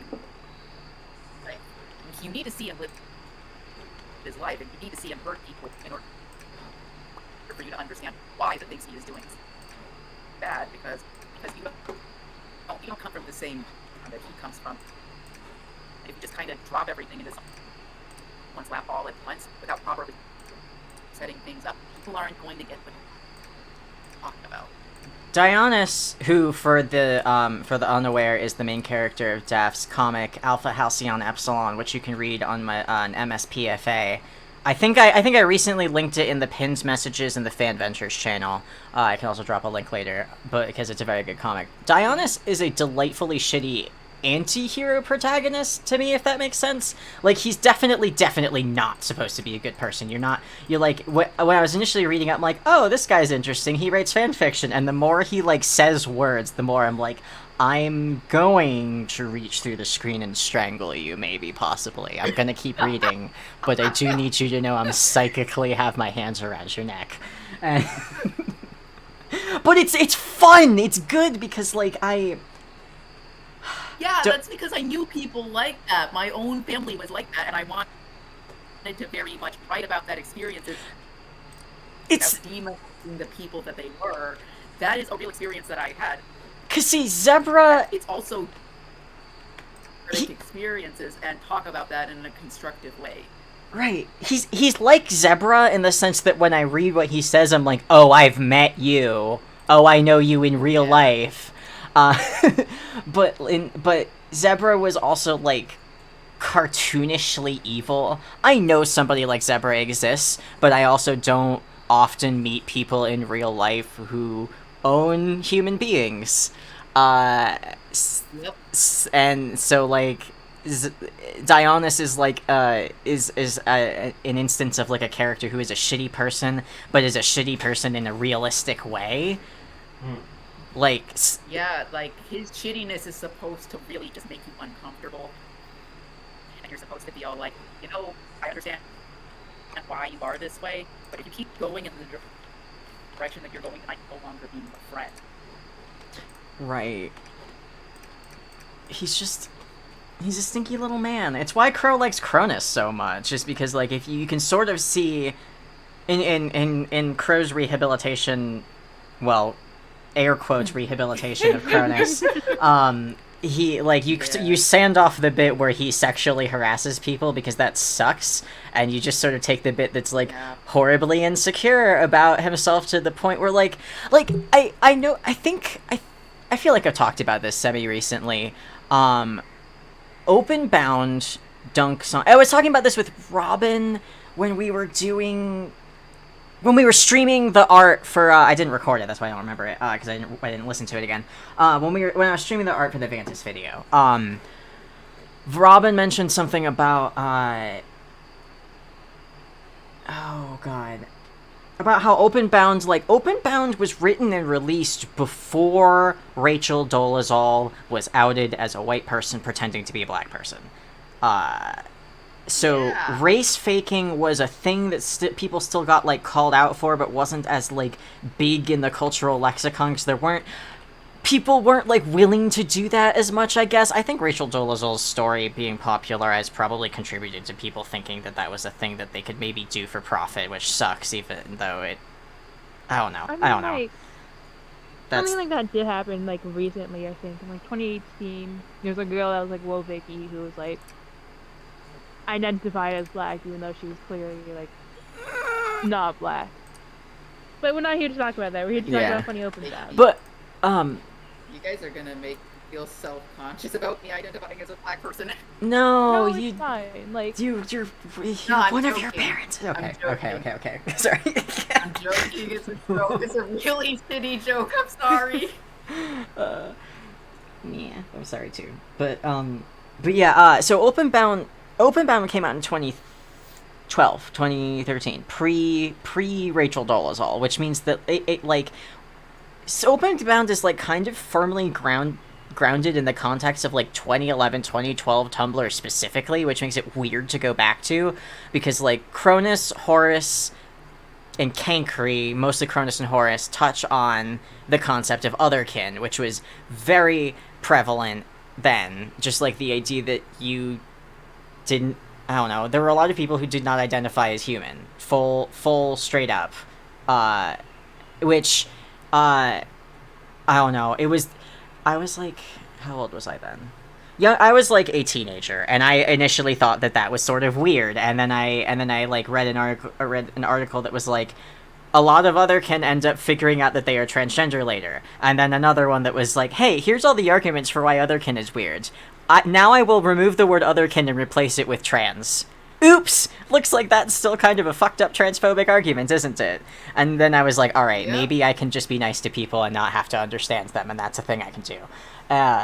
Which is something that I will probably continue to work on forever, but, yeah. I mean, like, even then, like, I know some people who can, some people who identify as, well, at least a form of otherkin, and, like, they are neurodiverse. I think it also plays an aspect in this, which is, like, it's not interesting, but it's, like, it's something. It's sort of how that's the same argument against, like, heavy scare quotes not believing in plural people. Or it's sort of like it's the same as there's a heavy overlap between autistic people and trans people. Like, or it's sort of like most people, as it turns out, display some symptoms of being on the autism spectrum, and maybe that is just how the human brain normally functions to some degree, because there are a bunch of different traits that can display in different ways on their own separate little slider, and like autism isn't one single slider that goes from yes to no. Like, it's almost like the human brain is fucking weird, and we are sacks of meat being constantly shocked by low-grade electricity piloting flesh suits. Like, we aren't computers, we are wetware. We are weird. Whoa, it's almost as if we live in a society. It's, oh my god, we live in a fucking society. Get me out of society, I don't want to We live did here it. anymore. You filled up the Joker photo. Everyone go home now. It's like that Wikipedia game where you just, like, try to find the Joker, and you see how quickly it takes you to get to the Joker. Okay, but, like, that's fun, though. That's really fun. Like, I've only tried it, like, once or twice, because, like, I normally play this with, like, other people going on their computers, because my computer doesn't like it when I both open Discord and a couple of tabs, but, like, it's fun. It's enjoyable. That shirt that all the dance sisters are wearing. Actually, you know what that shirt should say? Yeah. Andrew doesn't understand other people, and if you aren't rich and white, then he fucking hates you. Honestly. Oh yeah, the Dancestors, that's what we were talking about. The Cronus identifying as a human is a pointed joke about otherkin, and it's not a kind joke. Then that was what I was getting at, basically. Like, it was never kind, and all of those characters suck because they're all mean, or at least what they stand for is mean. You're right. They And, are all mean. and the people who have the most fun with the Dance Sisters are the people who, like, don't completely dismiss that they're mean, but, like, try to ground them in some context to say why they might be mean. Like, Cankry enjoyers know that Andrew Hussey sort of, like... Andrew Hussey made a character that's very real and is believable, but, like, made him have some unrealistic points that he stood for, I guess, and you can sort of... I'm being vague. Cankry is, like, arguably an incredibly oppressed person as literally the only one of his kind in a society that's constantly trying to take away his autonomy and coddle him. So him being an oppressive lecturer of, like, I know what's right sort of makes sense because it's a defense mechanism, but that's all interpretation. Because Andrew Hussey didn't come up with that. People who were actually marginalized in some way looked at that character and went, oh, I know why you're like this, picks you up and runs. Yep. I'm a Cankry enjoyer now, I've been converted. If you even think about the Homestuck characters, you thought about them more than Hussey actually did. Exactly. Yeah. Like, something that needs to be, like, actually held to scrutiny about the trolls is that Andrew Hussey wrote them about as being caricatures of people that he knew. They are meant to be caricatures of people that Andrew Hussey personally knew and apparently did not like. All of them, including Friska. I don't like By that. the way, it's probably the best that she should have stayed a mean character of the Mary Sue, see, because given what Hussey is doing with Friska nowadays, it's not funny anymore, buddy. It's not funny. It never was funny. All of that was mean jabbing at fanfiction writers for not being very literarily competent. And you had to go out of your way to shit on them for their literary incompetence. How are people supposed to grow and learn? All you're doing is being mean to them and criticizing them for not being good at something. These 15-year-olds. This isn't just a Hussey thing. Like, there are, not to talk about Supernatural and, like, Year Our Lord Yes! 21, but, like, the Supernatural, oftentimes they dab at, like, their fandom, which is, in my opinion, you know, terribly mean. It's just worse. It's just worse with Hussey because this was a dude who was an outsider artist who didn't have to conform to corporate demands, and the only thing he did was conform to corporate demands in the worst way and even surpass the shittiness of them by not having to be held to those demands. How can a white dude who doesn't have any obligations to a corporation make things? Andrew Hussey, just look at the fucking Homestuck fandom. There are things I can't fucking talk about that the official staff did because they're just that fucking graphic. Yeah, that's honestly one of the reasons why I'm, like, attempting to extricate myself slowly, is because, like, the call's coming from inside the house. Like, this isn't the Homestuck fandom doesn't suck because certain aspects of the Homestuck fandom suck not because, like, shitty people happen to gravitate around this property. There are things in Homestuck that suck to engage with, and a healthy response is to sort of go like, wow, that's fucked up, and move on. And some people like to really, really drill down into those specific aspects. Like, I joined the Homestuck fandom after the sibling reveal, but not that long after, and there were a lot of people who tried to justify it for a while before, like, we sort of left them alone, and but, like, there's still... It's sort of like going on Tumblr and knowing that you've curated your experience so that you see stuff you enjoy, but, like there are definitely still, like, TERFs or Nazis running around Tumblr. It's sort of like that experience where, like, they're not... You don't have to interact with them if you like, curate your internet experience the right way. Yeah. But I have a difficult time not knowing that, like, thinking about knowing that they're there.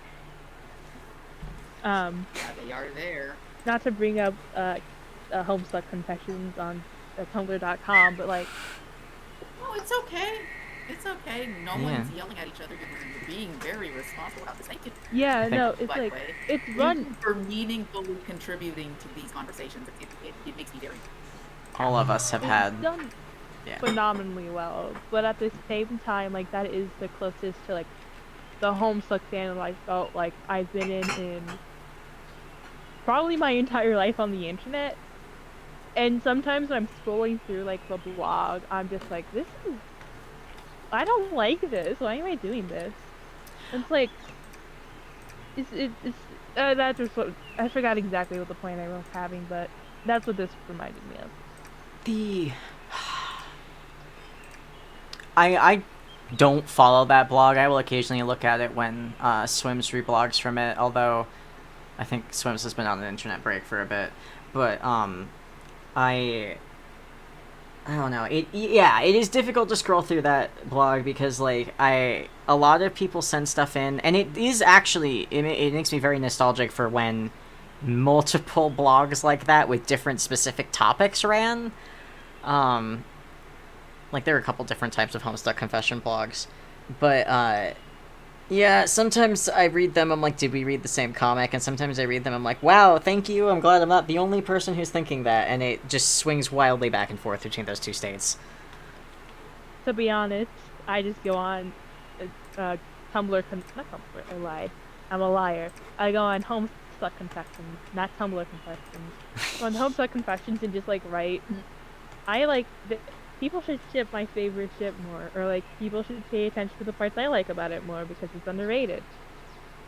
That's at most what I submit to the blog, and just like seeing these wild tags that are like, oh, Dave Cat bad because of this reason that's never brought up in the comic, or this reason that I fabricated, or like I don't know, Hussy is an almighty god or whatever. And I'm just like, I have like I don't know, it's wild. It's hilarious because people used like it's just the same homophobic bullshit that I've been hearing since Dave and Karkat spoke to each other, except like if you had told me that Karkat would have got together with one of the humans at the end of the comic, I would have bet you money it would have been John Cat. Dave Cat was like definitely a thing, but was more of a rare pair than John Cat.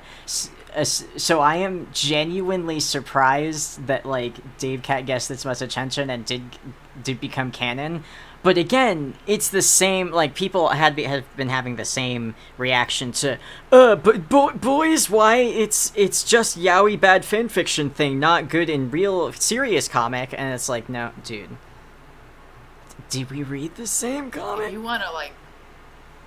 If you want to seriously criticize Dave Cat, you're just gonna have to look into one of the people who was working on Homestuck, and don't want to look into that person. Yeah. God, that person like Dave. If you want to have your constructive Dave Cat arguments, you need to do a little bit more digging, and trust me, you don't want to do that digging. Which again, the call is coming from inside the house. Yeah. I actually need to eat. I'll probably be back.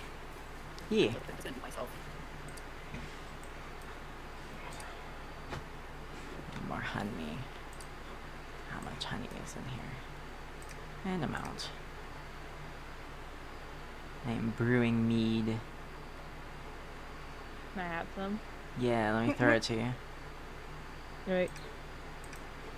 You throw it and I catch it all perfectly in my mouth. Your mouth like expands like a Looney Tune to hold the large glass jar I have thrown several thousand miles. No, I actually extended my arms like a catch and I flung it in the air and it traveled 1 billion miles just to land all perfectly in my outstretched palm. Palm.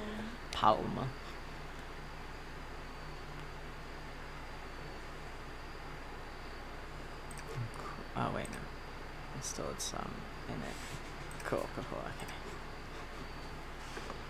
This game is so cute.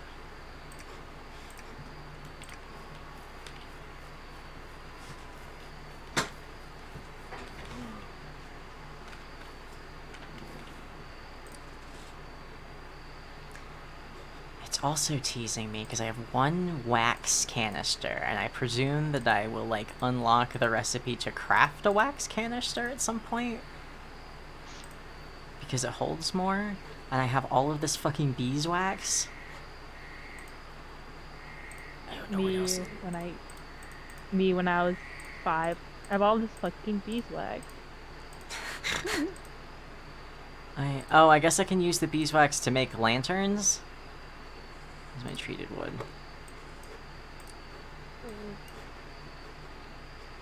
That was a weird noise that came out of my mouth.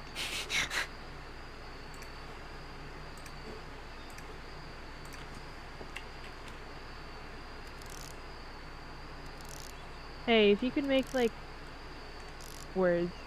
Hold on, let me think. I have the question in mind, I just don't know how to phrase it goodly or well. This thing. If you had to make a new fan adventure on the hit website, Microsoft Paint fanadventures.com, Oh, it's full legal what name. would you do? Yeah, full legal name. What fan adventure would you do? Well, what would it be about, basically? I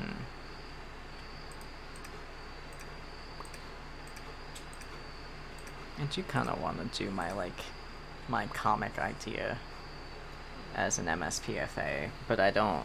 Part of the thing is that it definitely would not have Homestuck art style, but I don't have like a stylized way to draw that I could do relatively easily and quickly, I guess, without having to put a whole lot of effort in, so I can still convey the story I want to tell. Understandable. Oh, goodness sake.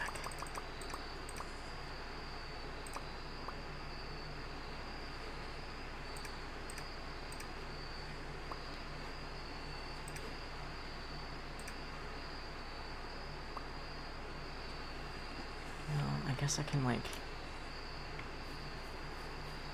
I guess I can see how well these work. About as well as the lanterns.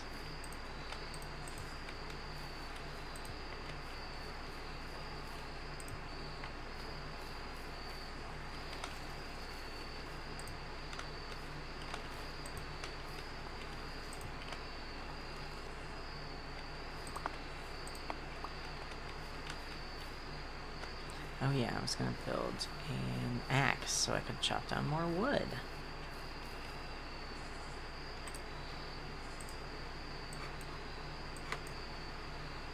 Oop. Oop.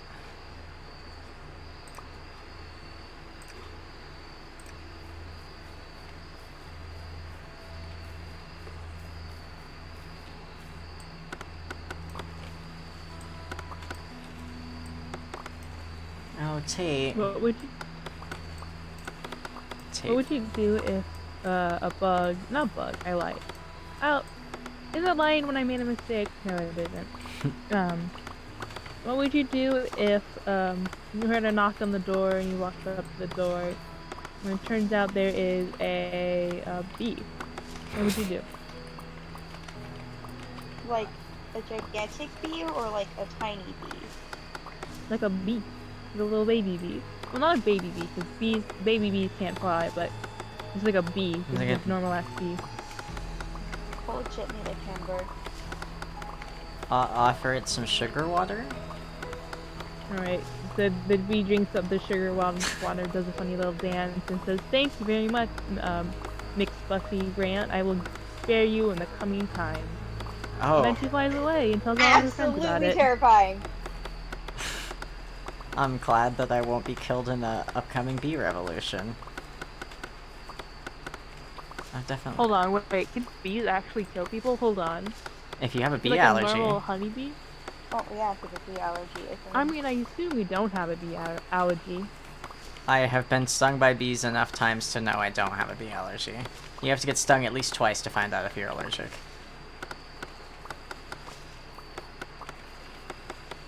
Okay, speaking of bees, want to hear all the miscellaneously weird ways I've been stung in my life? Sure, kid. Alright, so, there's the one kind of boring one where I was just like, so it's the 4th of July, and during the 4th of July, I used to travel to my grandmother's house, and we would eat, what's it called? You eat seafood there. And so we were chilling one day, and I was like, "Oh, I'm hungry." It's like what, 2:30?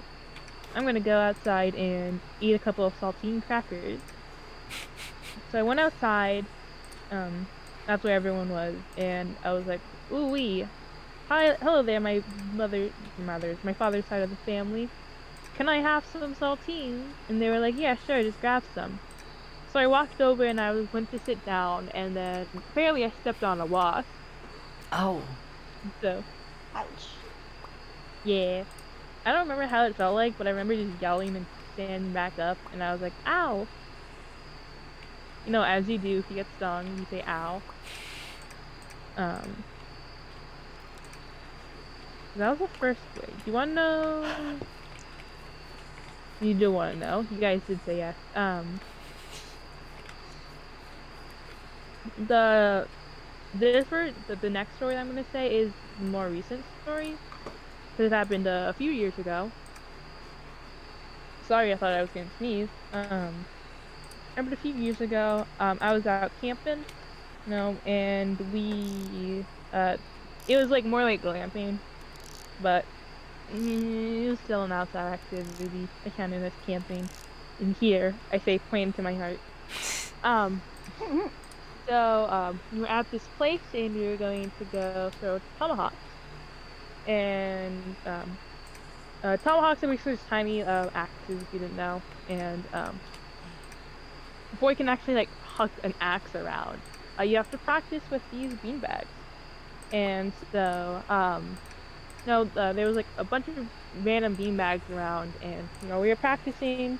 And then like later in the day when we were actually throwing the tomahawks, I was waiting for my turn, and I was like, huh, you know what I'm going to do? I'm going to just um, toss around a beanbag to pass the time. And so I was tossing it around, I was sitting on the ground, I was spacing out, and then I missed my hand and I hit the back of my hand. And then I felt something like dig into my skin. So I looked down, I saw I accidentally hit a wasp, and it stung and like dug into me. Anyway, don't worry, I'm fine. The wasp is fine. Everything is good. Yeah.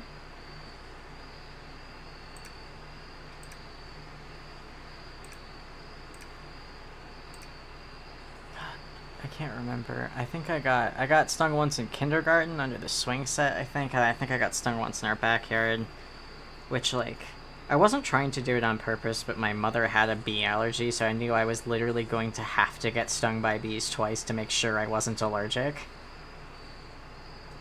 But I think by the time I was 8, that stopped looming over me. I am not. But I am severely allergic to tree nuts. And I used to be allergic... Tree nuts. Like almonds, pistachios, macadamia nuts. I used to be allergic to peanuts, but you can't outgrow them. I was like, you're allergic to the little green bitches out there? I do have seasonal allergies, so yes, technically. That doesn't count though, that's boring. It's like... Yes, your seasonal allergies don't count because me, Kit, I do not like them. I mean, correct me, Frank Sinatra. Is my Christian name. Frank Sinatra. Discord user Frank Sinatra. Yeah. Fun fact for the entire Harley Crocker Egbert English family, though. Peanut allergies you are highly likely to outgrow. They are a common childhood allergy that goes away when you are an adult. Which is true for me. Very cool. Yes, Hey. Ray. Fun fact, it'll take me a while to find it, but I remember reading a bunch of articles that the main theory of them was that there were almost no peanut allergies before, like, it was super rare to have peanut allergies before schools and other places started restricting them and, like, not allowing them into schools.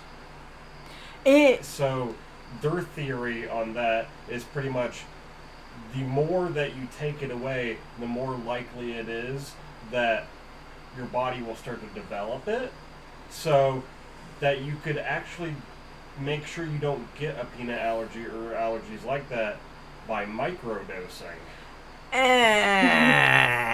I don't know if I quite believe that because like the explanation for why there are more kids with peanut allergies now is less children are dying of peanut allergies because we now know what allergies are.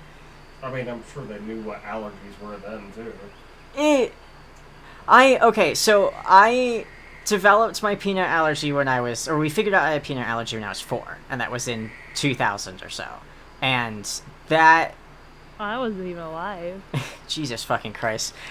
I'm 24 years old. That's not old. I mean, to me, I'm 18, so I'm just like young. I know. I just like my. I have a. I don't know. Despite the fact that I was born not that long before 2000, 2000 is still a weird cutoff point, probably because it's a nice round number. My family has allergies. I'm grateful every day for it. Yeah. My aunt had a peanut allergy, so I guess that's that bit ran in my family. I don't know about the tree nut allergies, but no. So I grew up.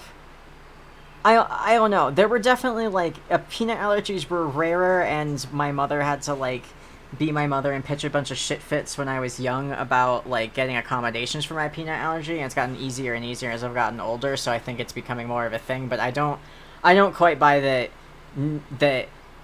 That sounds like rapid onset gender dysphoria. Oh, they're making my kids have peanut allergies by having peanut allergies around them. Ah!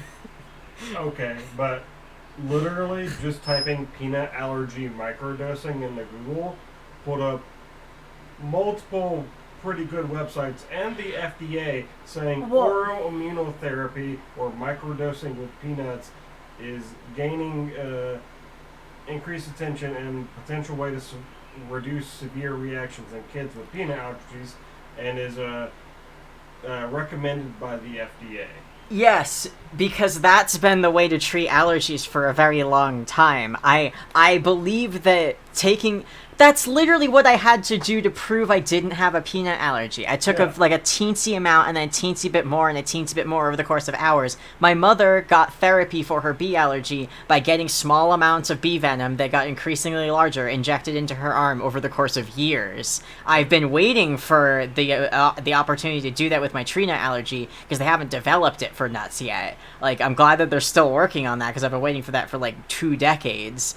But I don't believe that is caused by removing peanut products from the classroom because kids don't have access to it is causing more peanut allergies. I mean, I'll continue to look for the study because like I literally just did one Google result, but I don't know. I would like to read that. Yeah. Microdosing on peanuts by having very few peanuts.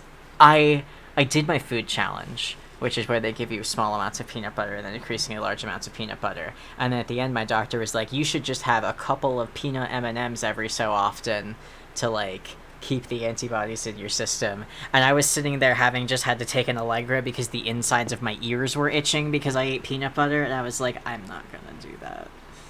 And I haven't. Because I don't want to. Because having the insides of your ears itch sucks.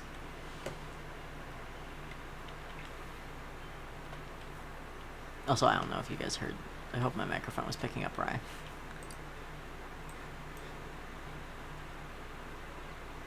I'm just gonna take a couple of these to put in the microscope.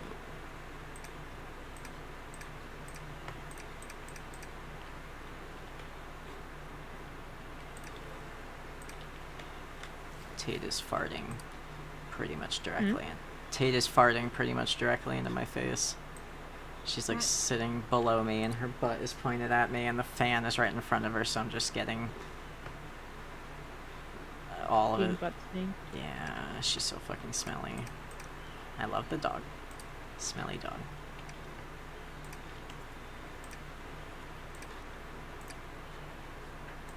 I should like plant some of these seeds that I've been collecting because I have a lot of them.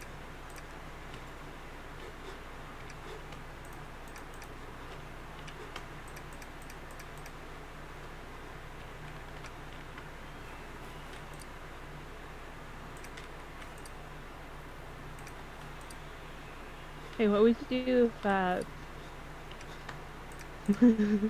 What would you do if standing was illegal? Standing? Yeah. Get a wheelchair? Hope that they decided to make a lot of things more accessible very quickly? Well, that's actually a clever idea. I've said that as a funny haha joke. Alright, everybody's gonna have to be cool about a whole bunch of stuff really quickly. Oh, Honestly, to be honest. Hey, what would you do if sitting was illegal? guess I'll die.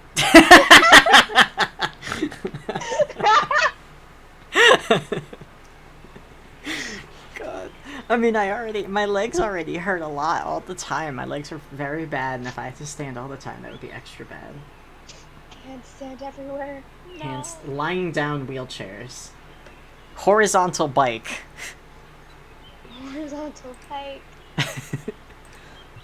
Nah, it's solemnly horizontal bike.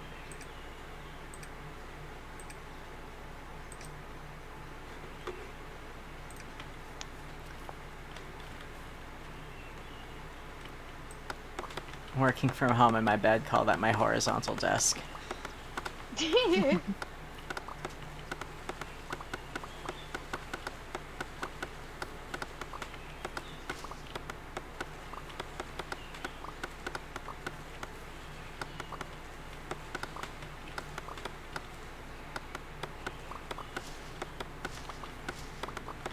I think I like games like this because there's like there isn't necessarily a goal, but there's a clear progression of things I should do with the resources, and that just like that hits pretty good. Understandable. Very understandable. Games where you can like actually track your progress. Sexiest games alive out there.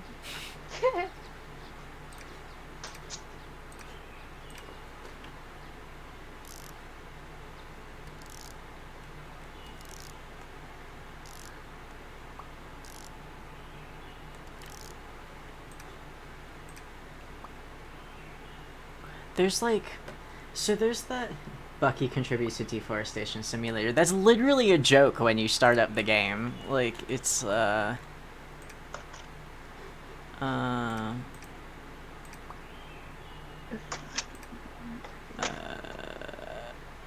it? Yeah, as you start the deforestation of this poor, helpless world, you'll notice you're picking up a lot of different things. That's like chapter 4 of the tutorial. It's like, hey, idiot. You're gonna tear down all of these trees, but it'll be fun because they're all digital.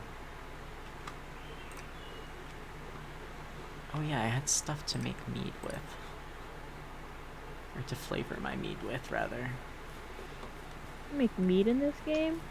Yeah, you got honey. You can make mead. Yeah, that's how food works. Oh yeah, I flavor it when I put it in the bottler. I'm gonna flavor it with this stuff.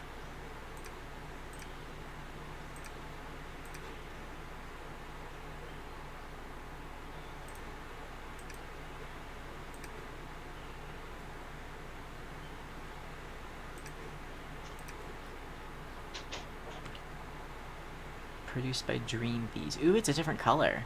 Lets you run around really fast, comma, wee! Wee! Shrimp sting. That might be worth the money I paid for it. It didn't get any more expensive when I added an item that costs... So the base price of the mead when you... The bottles cost 5 rubies. The mead sells for 10.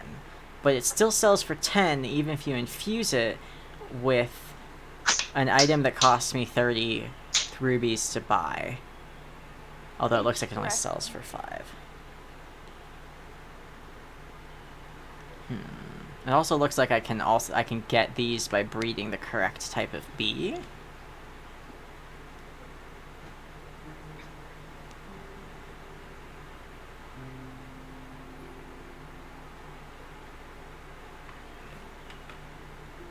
Shrimp sting.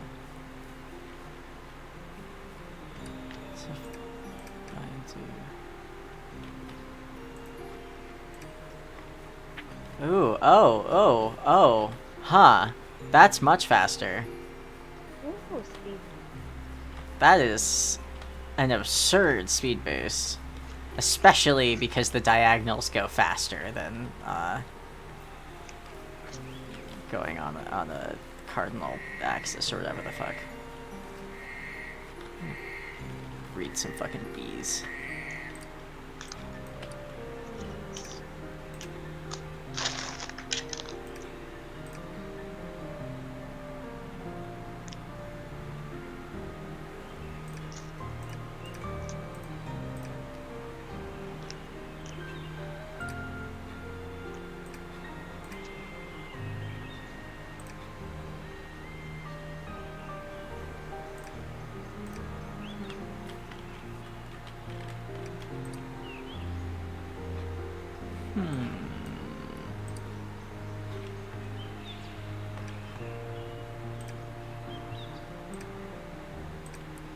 Purebred. Ooh, a blessed bee. Blessed be thy name. Got him. Christian joke for all the Christians in chat. A thing I definitely am. It's amphetamines. I still think it's amphetamines. This is a funny haha joke because... Oh wait, no, that's not. It's adrenaline. Adrenaline is how you treat allergies. Amphetamines is how you treat ADHD. Understandable. Me when the ant has memes Addie Kane.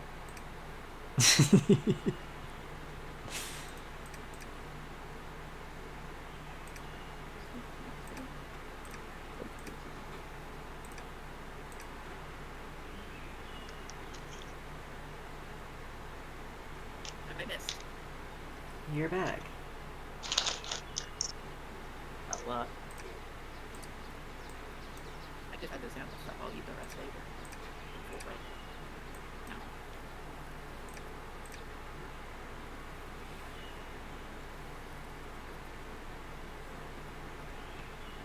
I don't know what blessed bees do.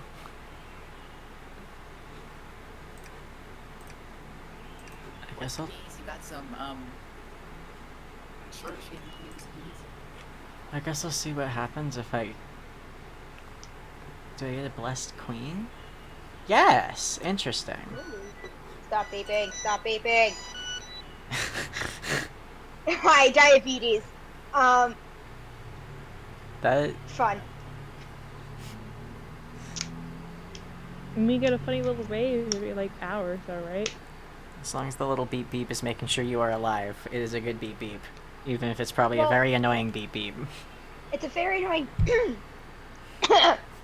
It's a very annoying beep beep, but it's saying my insulin's out, and I'm doing a site change right now. It just decided to be impatient. Thank you, Philip. Yes, I need my insulin pump. That's adorable, actually. When I got my insulin pump, I was still a fan of Hamilton, so I named him Philip because I really hope he doesn't die. Oh shit! Oh shit! I don't. Oh shit! Oh fuck! Oh shit! Oh fuck! I fucked up. Haha. I defaulted to something when I wasn't supposed to. Gonna make a Okay, we're good. miniature Miku binder for your insulin pump. Oh my god. Me Ah. too. Insulin called me too. We're both saying very, very words. Sure fucking am, dude. The rest of my days.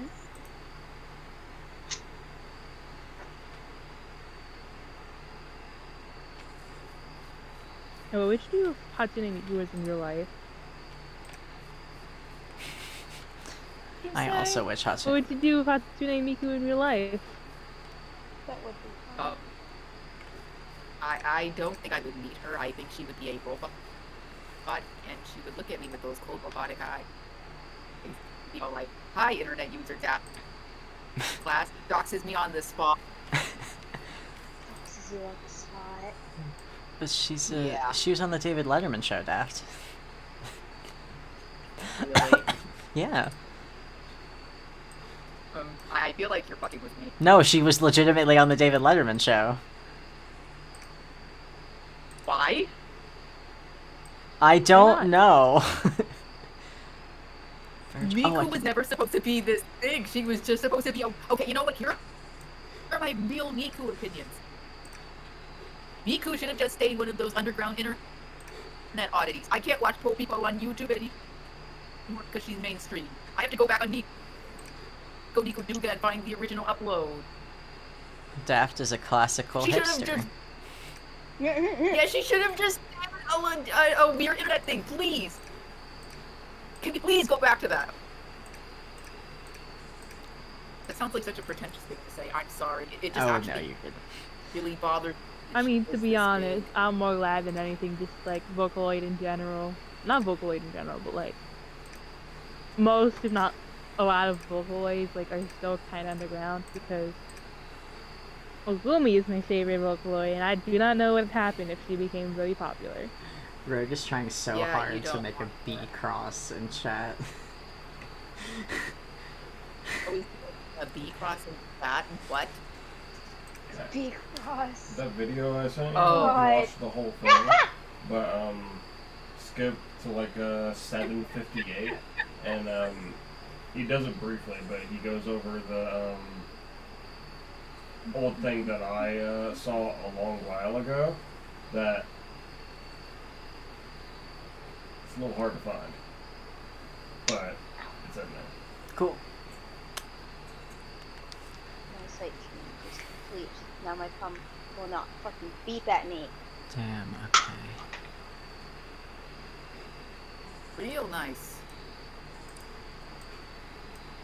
My favorite Vocaloid is Bucky. I think I made that obvious. I was actually very surprised when I found out that he was designed by the recent manga artist that just passed that produces an overproduced piece of shit. Berserk? That's so mean! Yeah, I think it's overproduced and looks like shit. I'm so sorry. That's such a mean thing to say. It's very fucking mean. I mean, like, I see where you're coming from. It is long, to say the least. It is overproduced and it looks bad. It's an overproduced in a way I do not like. This is kind of esoteric to explain, but I think manga is at its strongest when the detail, when the character, because like a lot of Japanese design philosophy is about the subtlety of the design, whether and not about the poppiness of it, which is something I do actually like about that design philosophy. Oh, I really like that B cross. Blessed be. Blessed be. And like anime from the 60s and Crayon Shinchan, like stuff like that. That has a very simple and punchy design philosophy that gets the point across without needing to, I don't know, paint the Sistine hole. And I think those designs are a lot more effective at communicating what the character's about than placing 70 hours into like this super highly detailed render of a big dude. Looks like he has no personality. I'm sorry. That's so mean. It's so mean. You're allowed to not like art. You're now allowed to not like specific types of art.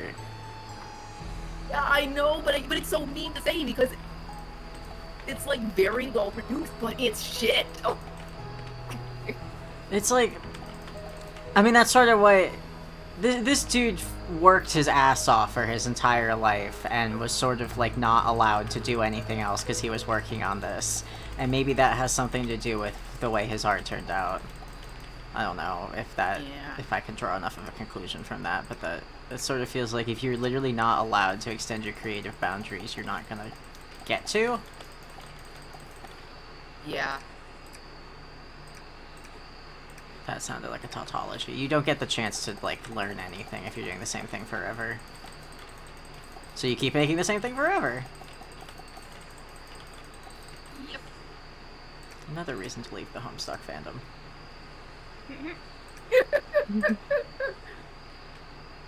Yeah. Or at least to maybe not be super duper active in it all the time and to branch out into other things, which I have already been doing. I've been enjoying the Penumbra podcast, I've been enjoying Dimension 20. I've been especially enjoying them without having to like make something about it and just enjoying a thing. I actually like what I do on the internet is that I don't base my personality around the thing I'm in. I have other outside interests. I'm not even really in the Homestead fandom. I'm always on the fringes of it, and I only participate in spaces with people that I like as actual people. That's why I on insane. Yes, I am here because I think Bucky is a legitimately cool person, and I legitimately have a love and appreciation for them as a friend. Bucky, this does not mean I love you. If you say, if you tell people I said this in a private It's room, okay, you can that's tell me not to public fuck off, information. Daft. Yes, I will tell you to fuck off.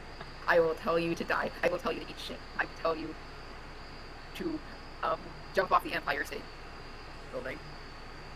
Oh, there goes my afternoon plan. Dang. No.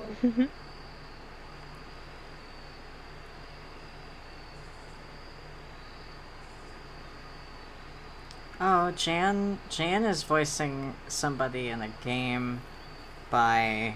Oh damn, it's published by EA. Zoink Games. Lost in Random. That's a professional level. That's really... That's fucking cool, Jan. Very pog.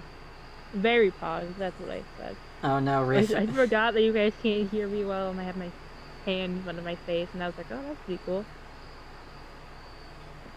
Enunciate. Riff invoked the cursed text. Riff posted a tweet that says, "No, stop holding up Toby Fox as the like woke version of Scott Cawthorn. I can't do the baby is you discourse again." Let's not talk about Toby Fox. I too many cursed things about Toby. Yeah. As it turns out, most people aren't Catholic in terms of the things that they're willing to do, and I realize that's maybe a harsh way to say it, but if you go looking for things, you will find things. That's all I'll say. You certainly will find things. About literally anybody. Did I not get any? Yeah, let's leave it at that. I'm in the Undertale fandom, and I've been in the Undertale fandom for many years, and they still terrify me. Oh. I really don't want to talk about Undertale. Fair enough. Actually, it feels really mean for me to shut down this conversation. You can go ahead and talk about it. I just cannot contribute meaningfully to it at this point. I do not think I will ever be able to meaningfully contribute to it ever again. Because of things I know. Even you could go ahead. Fair enough. I'm more of the outskirts. I'm not very, very active. I was more in the roleplay section. And then drama. And now I have to use multiple aliases. So my alias here is Cadet, and my alias in the Undertale fandom's not Cadet. Oh, what happened? Are you comfortable with talking about? It was very much a he said, she said, and my date mate befriended the wrong person. Yeah.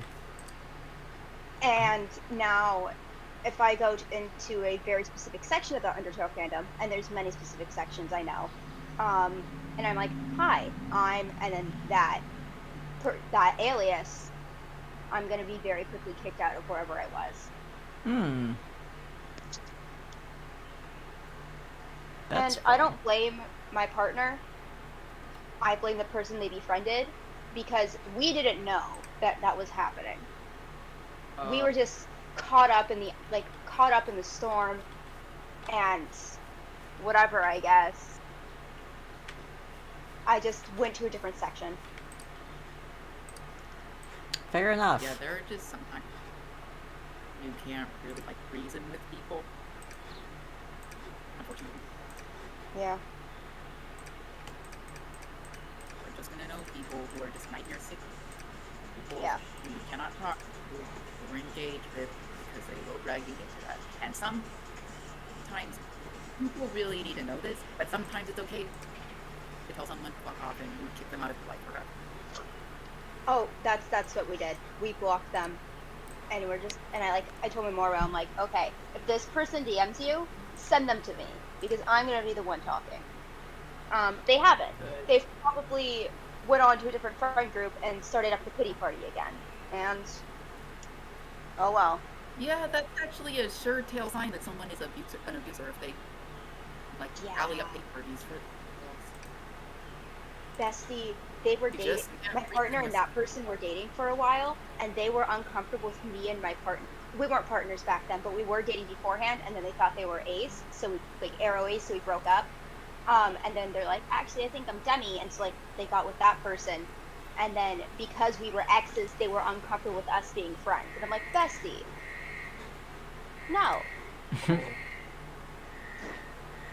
I am so sorry. Yeah. Risk of use the gospel. Oh god, that. Wait, what? Oh, did you not? Oh my god. That your favorite's the Tyrus gospel. is now Christian. Oh my god. Well, but I was actually Christian. I'm so sorry that people think Tyrus is super woke. GNC king / queen, they would be a Christian. Yeah. They would be one of those gay Christian. Oh god. I don't want to think about the gay Christians I know. VC text shit. Virus is not Christian.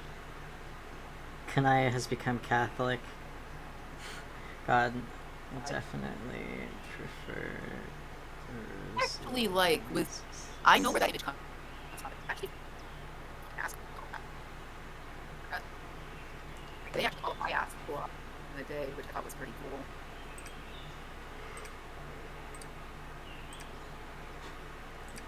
Open up a little backpack full of bees. Backpack full of bees. Backpack full of bees. Backpack where there's some bees. Bee pack. Beak pack. Piak. Piak. Yeah. I said piak. I actually really love that little beehive window that you've got opened up. I think that's really cute. If these windows were actually like customizable, I think that would make me go insane and I would play this game. Well, the good news is that the demo is free. Do you know when the game's coming out? I do not know. Let me. Beak pack. No, it's a little homesick stream. So I'm gonna take a peek see at the itch.io page. Nope, that's the Twitch page. Where's the itch.io page? Yeah. Okay. Don't look at the amount of tabs I have open. Don't do that.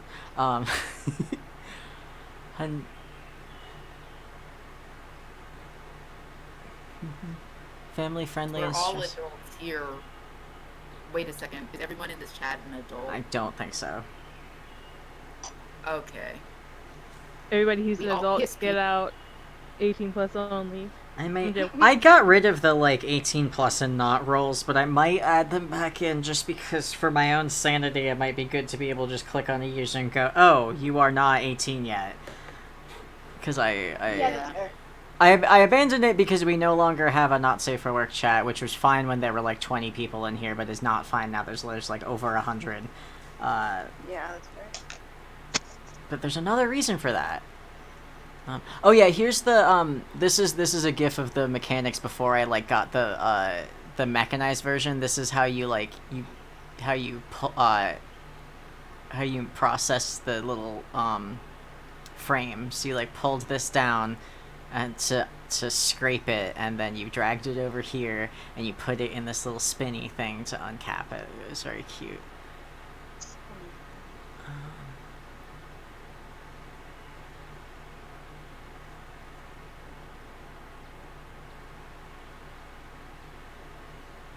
Get a randomly generated world.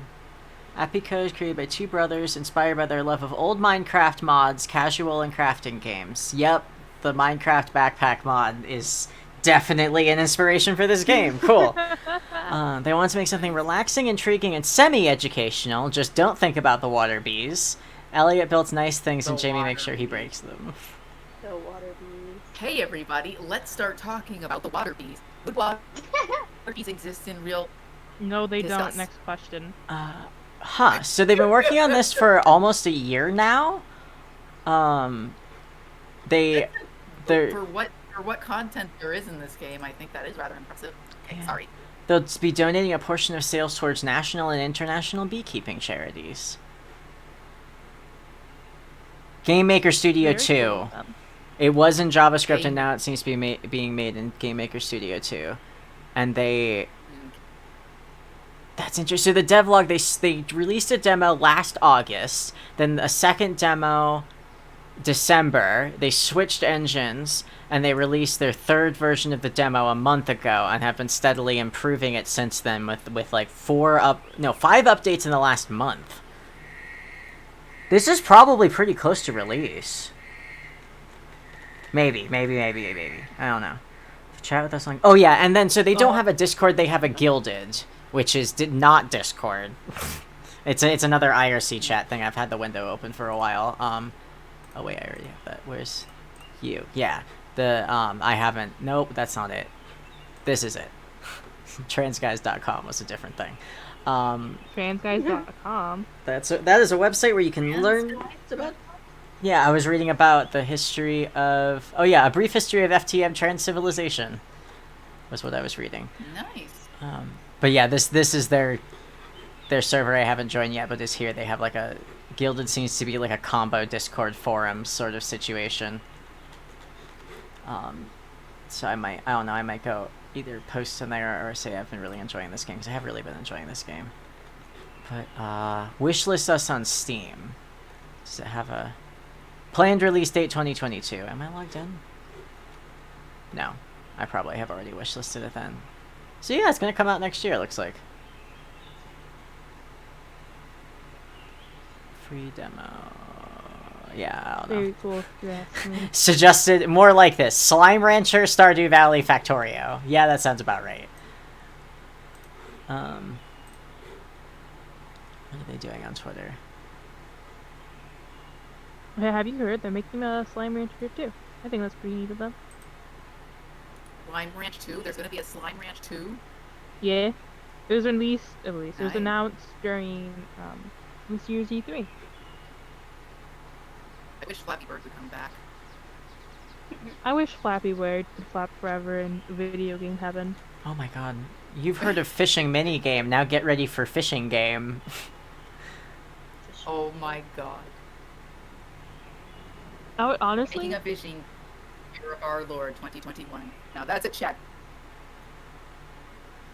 Honestly, like, if there was a game where you fish, like, in Stardew Valley, I'd love that game. I love the fishing in Stardew Valley. It definitely grew on me. If you love Stardew Valley fishing, you'll love Ocarina of Time's fishing. Ha ha ha ha. Fuck, I know I played Ocarina of Time, I don't fucking remember it. Slanch too. It's fine. The fishing in Ocarina of Time is actually like that was the joke. I was shitting on it.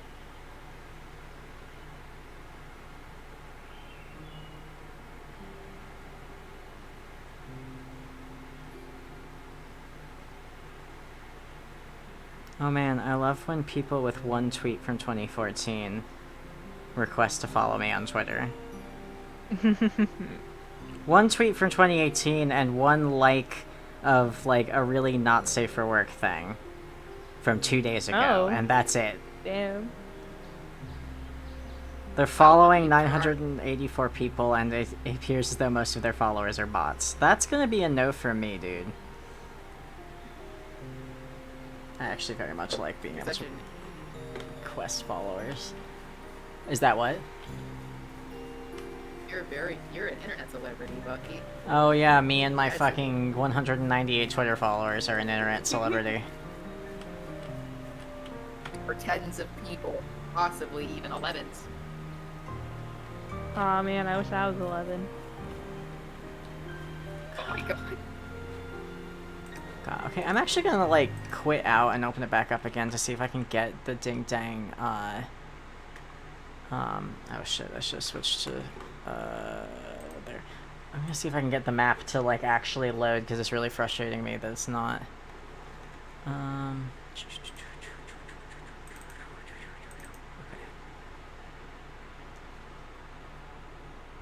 change my remote so you guys don't gotta see. There we go. Okay. Oh wait, I need to. Lol, I need to stream it on Discord again. Yeah, it's a good stream. Okay. Okay. God, I'm so glad the server's boosted so that I can stream decently inside the server. Oh wait, the stream will only be good if you boost your. Well, there are two ways the stream will be good. If you have Nitro, or if you are in a server that's boosted that has, like, better frame rates. Because Discord... That's interesting. If you pay for Discord, you get to use more of Discord servers, basically. I mean, which I get. We do live in a society. Who... We do live in a society. Were you saying something, Nira? I live in a society. Sussy Baka. Shut the fuck up. Oh, Bucky, hit me up when you want to play Among Us again. I do want to play Among Us again. God damn it! That's so fun. It's actually like a legitimately good game, and I like it a lot. It is a fun game. I like it a lot. I like playing it with people I know. Yeah. Oh, okay.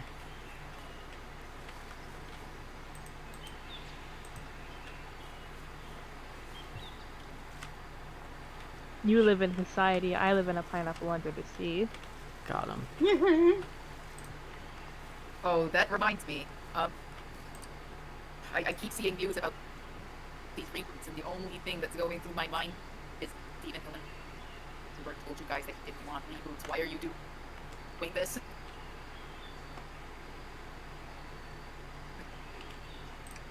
I'm getting actually really upset about this. Like, I know this is what they're doing. I know they waited until after he died to be all like, reboot SpongeBob, because he said no SpongeBob reboots, and they're doing this now. It is ghoulish. Fucking toe. Yeah, my toes. Mitosis. Mitosis? That's my fucking toe. You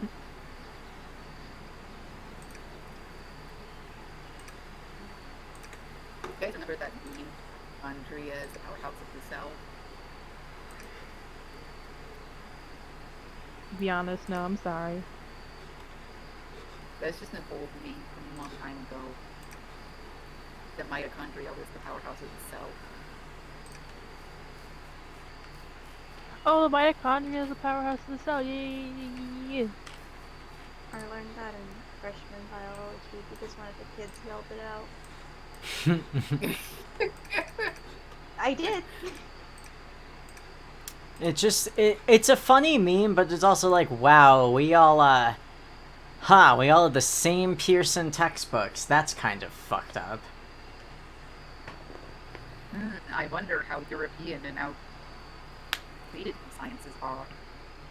Let me get back to you, but I can't actually get back to you. I mean, they're made in Texas. God. I'm sure giving Texas corporations control of what we teach our children was a good idea. I love talking about Texas. Going yeehaw! Yes. I'm actually from Texas. Oh, congratulations. Is it? No, don't. If you tell people that I'm from Texas, I will deny it, and you don't have to. This is a completely private place where I am saying this, and you can't. We are live on Twitch, Daft. You can't send people the words of me saying I am from Texas, because there's no way to verify I am from Texas if I said it.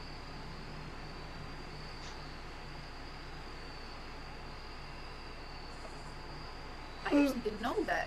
And was like, heck, it's very interesting.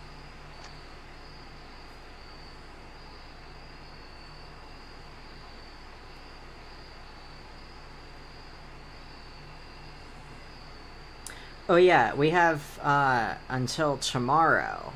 We have about like 12 hours left on the Sakon T-shirt charity. If I I don't think we've hit $1,000 yet. I think we're $40 shy of $1,000 on the T-shirt. So if you want the exclusive Babakin T-shirt design, you should check it out because it's very cute. And I'm excited to have my first piece of Sockon merch. And my second piece will be crow stickers. It's so cute. My second piece of Sockon merch will be crow stickers.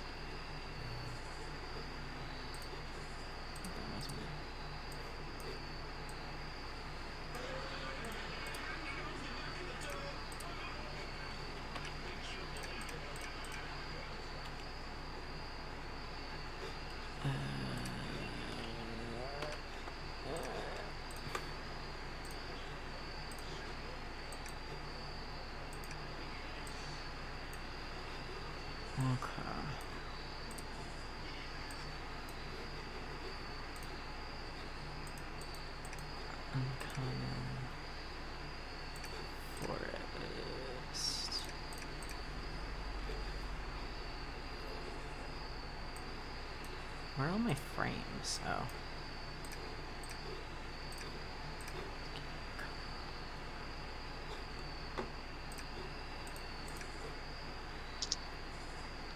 I think it's kind of funny the uncommon bee looks a little bit like a false bee. Well, I hope those are the only undertale words that I say today. I basically said that I didn't want to Moby, Fox, and I just think we should shut up about it. Yeah.